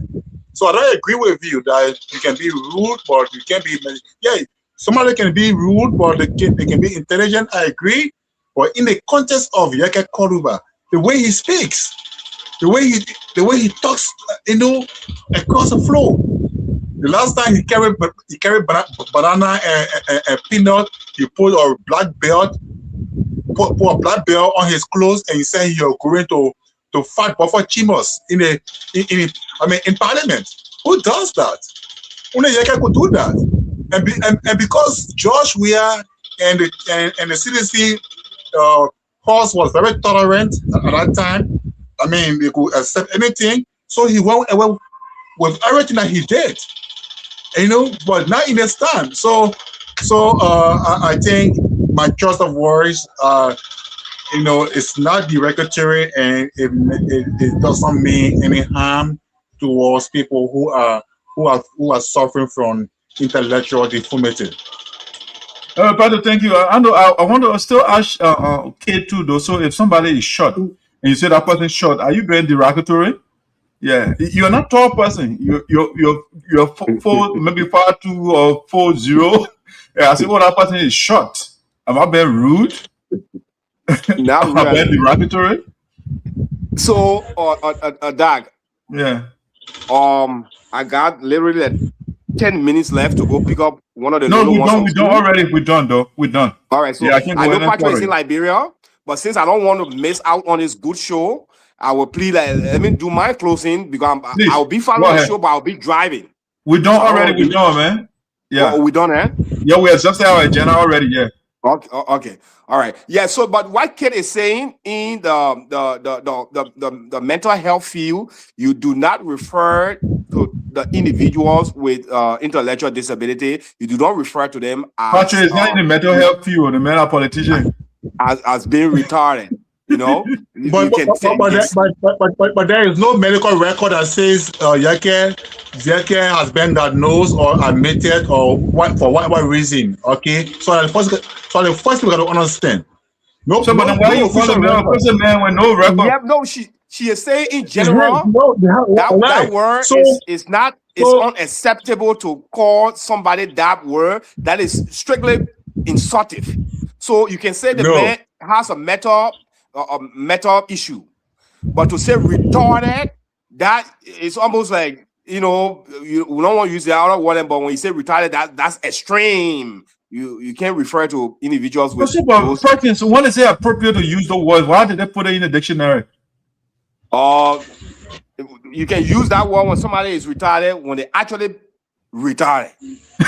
So no, but kid is saying when you say that you are insulting the person. When the person is retarded, he said because he's saying that you are insulting people with intellectual disability, which is another way of saying the person crazy, you know. But we use all defensive words.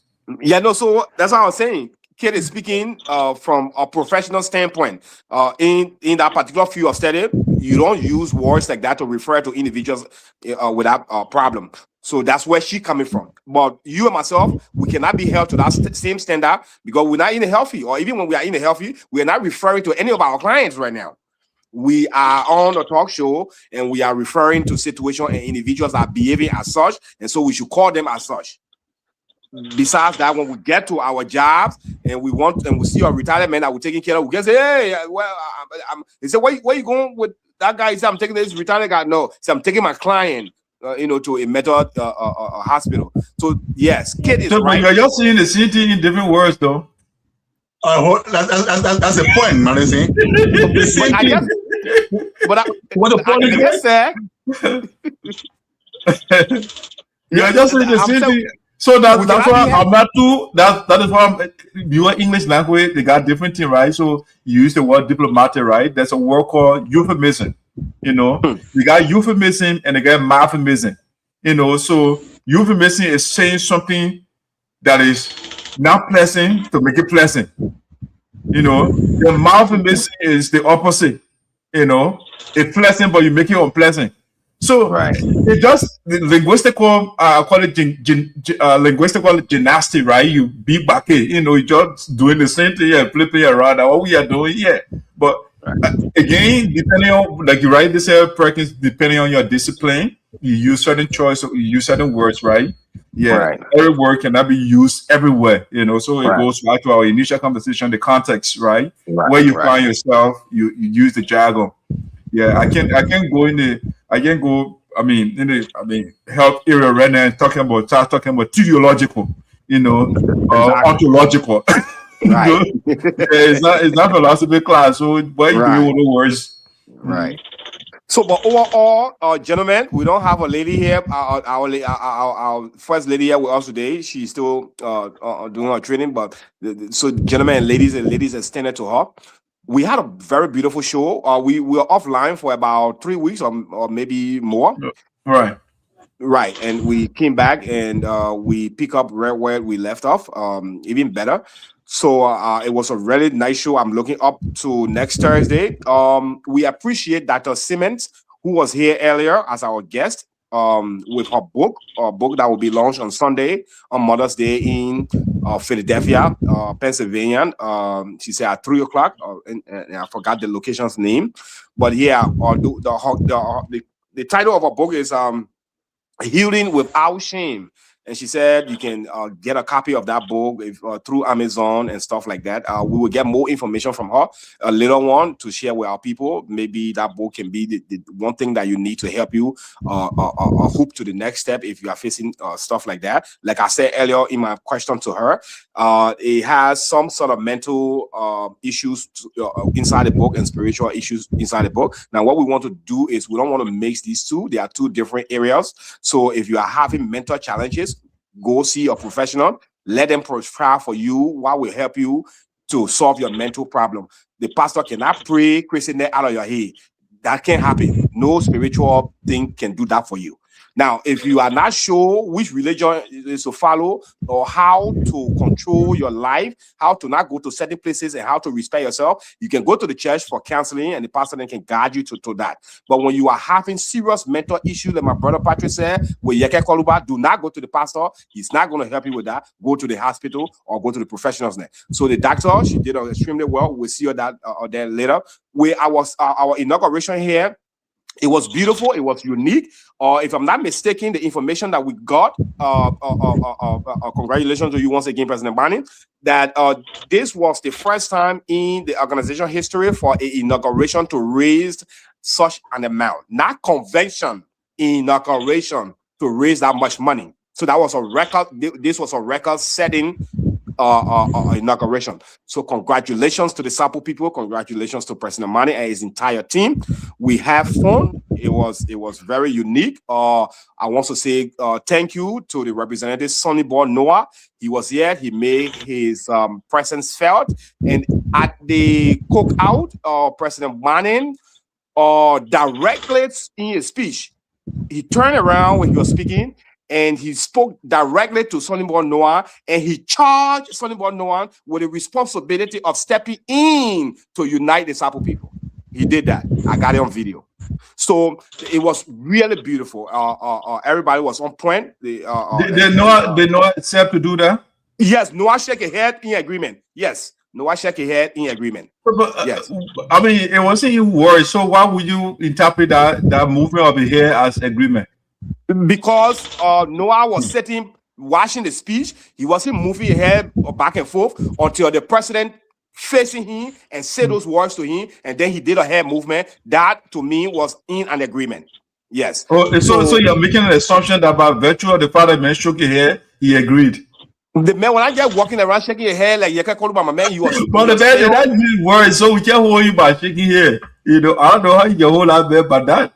Well, we'll forget the technical aspect of what you want to do right now, but if you see the video, and it's my hope, and it should be the hope of the Sample people, that these are the reasons why we elect leaders. So Sonny Boy should take on that responsibility to step in and unite his people, and that will kind of give him a political lifeline to extend his turn. Congratulations to you and the First Lady. You guys look so fabulous here as always. Her birthday is tomorrow. We can't wait to call and wish her a happy birthday. I know you guys will celebrate in grand style, but First Lady, you have done a great job with our brother, and continue doing those great jobs. We already talked about the Yeke Kolubah situation. Who else is there?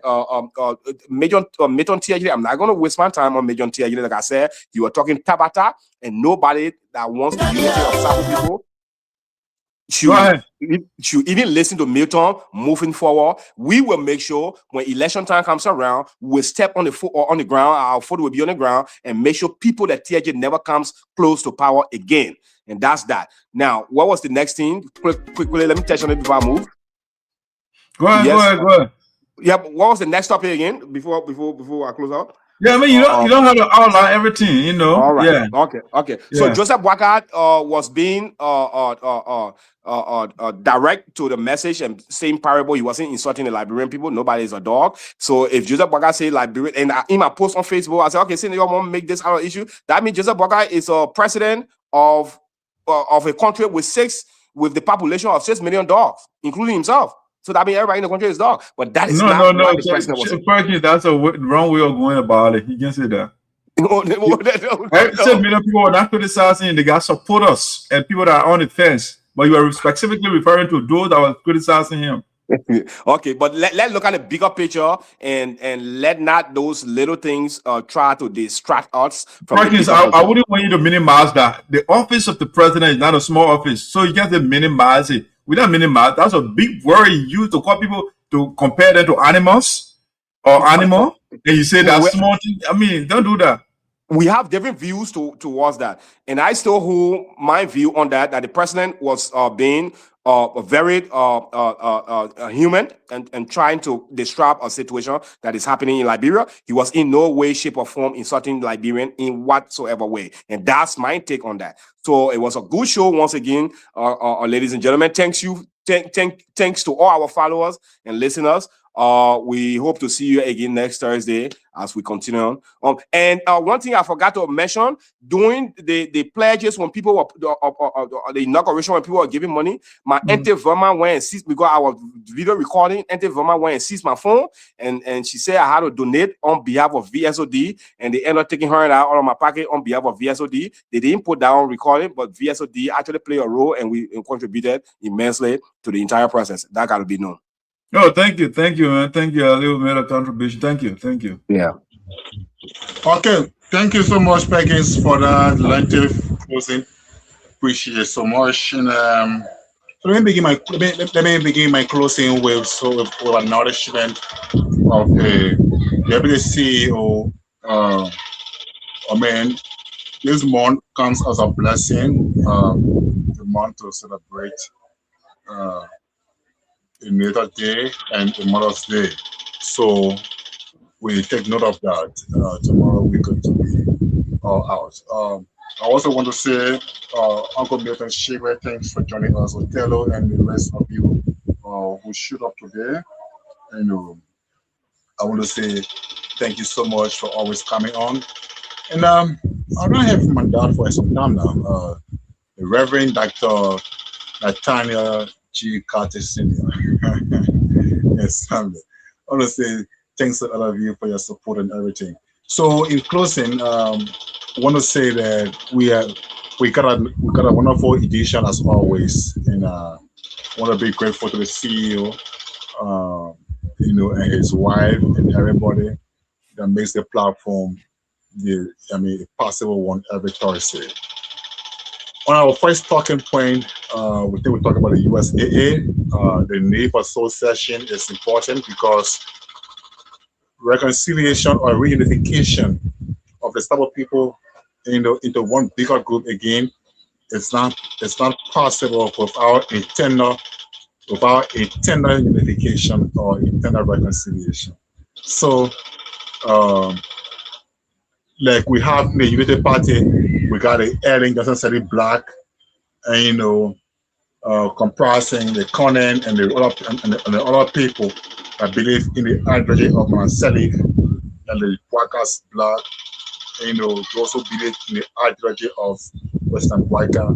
So the two groups right now in the Unity Party. All right, so they're pushing against each other, and that is a bad sign for the party because the house divided against itself cannot stand.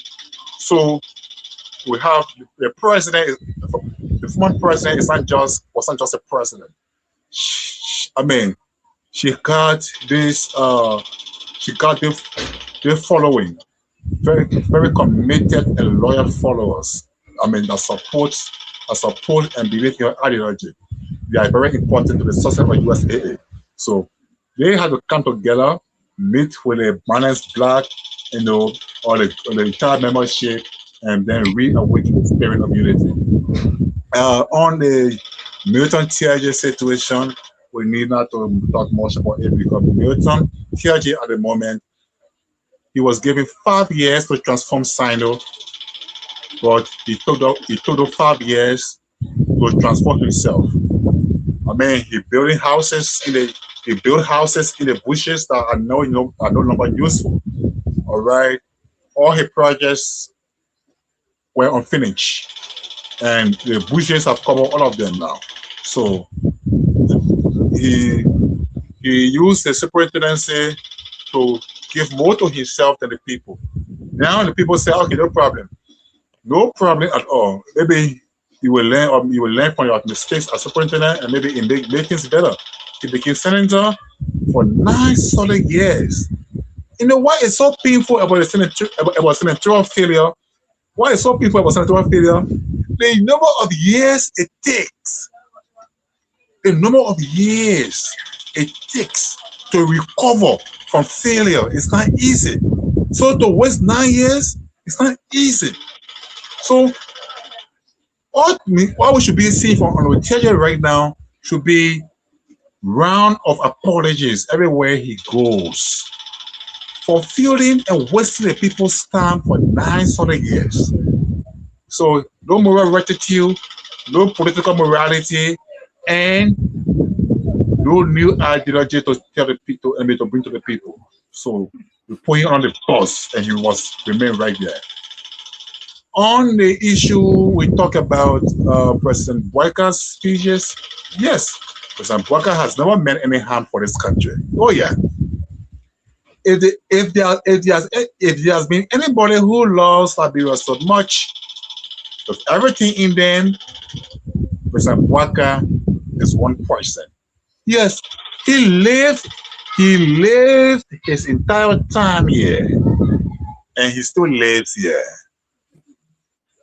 He says everything here, and everything about Liberia is just in his mind. So he loves Liberia, he thinks Liberia, and he's building Liberia.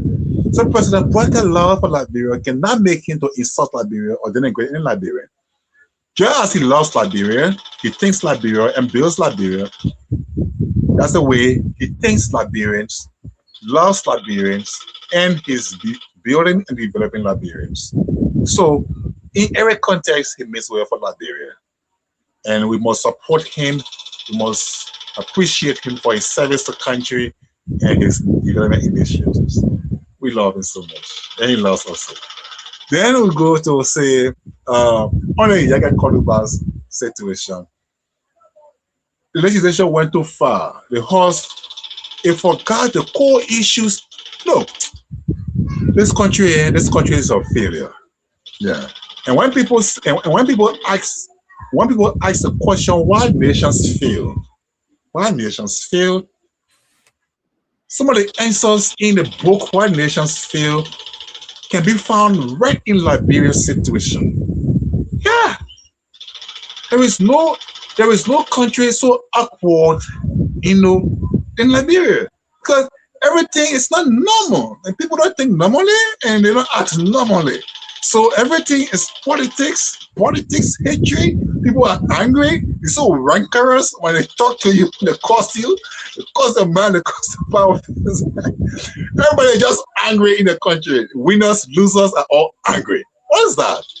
So you have a core issue. I always tell people, I say the solution to the society's problems lies with government. And that's what Perkins said in his oration, all right, his funeral oration.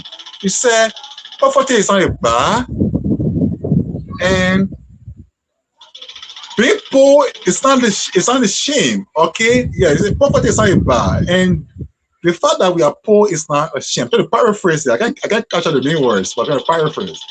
To be poor, for us to be poor is not a shame, but our failure to address poverty is a real disgrace. What he meant was that when you have a situation, to have a situation on here is not an embarrassment at all. What becomes upbraiding, what becomes shameful and reproachful, what becomes, denigrating to you, the meaning of you is your failure to address that situation. We have a core issue, an economic issue. Liberians are stuck in poverty and in hardship. We do nothing to address it as a legislature, no authority measure, no bills that address, no bills that address the issues confronting Liberians. You got a border issue, you don't confront it diplomatically, or you don't find a way to resolve it militarily, but you leave all of that. You come to a man, who doesn't know sometimes what he says, a man who himself is a victim of society or societal neglect, a man who was recruited as a child soldier and got derailed, got dehumanized by Taylor and his forces, and today, God bless him, he finds himself in the legislature. You don't consider all of that, you want to expel him. That was being so inhumane, that was being so politically incorrect.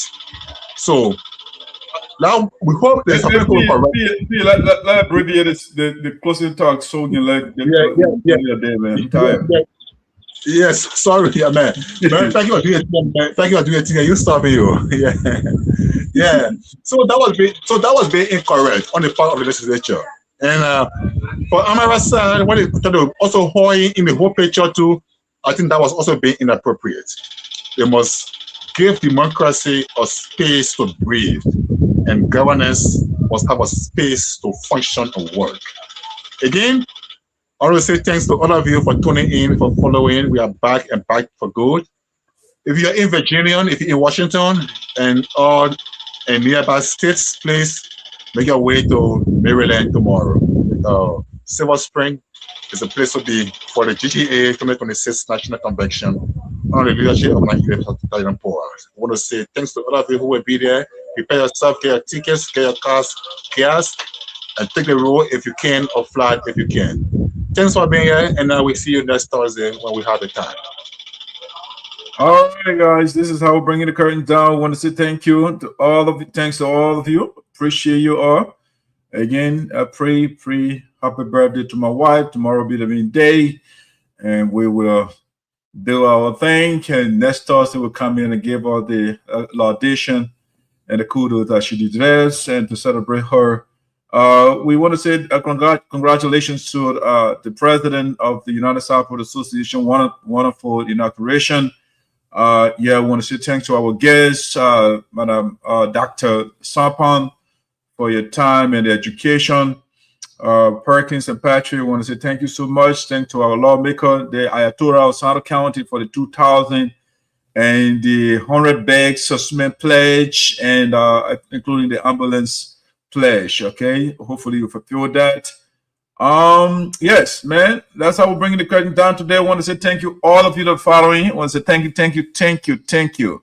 Yeah, I can't call names right now because I am super duper exhausted right now. We've been on for a while, and so that's how we're bringing the curtain down for today. What's my closing thought of music, man? Patrick, what do we have? Yeah, let's see musically. Where is my stuff? Oh, well, it's tripping right now, so it's frozen. So we'll just leave it as Ace, and maybe comments can close us. I don't know why I just went mute just now. Let's see. I can adjust it a little bit more. Okay, it did well. It did well. It didn't freeze on me at the end. It did. But anyway, thank you guys. Thank you so much. And we'll see you again next Thursday on Voice of Sinoe.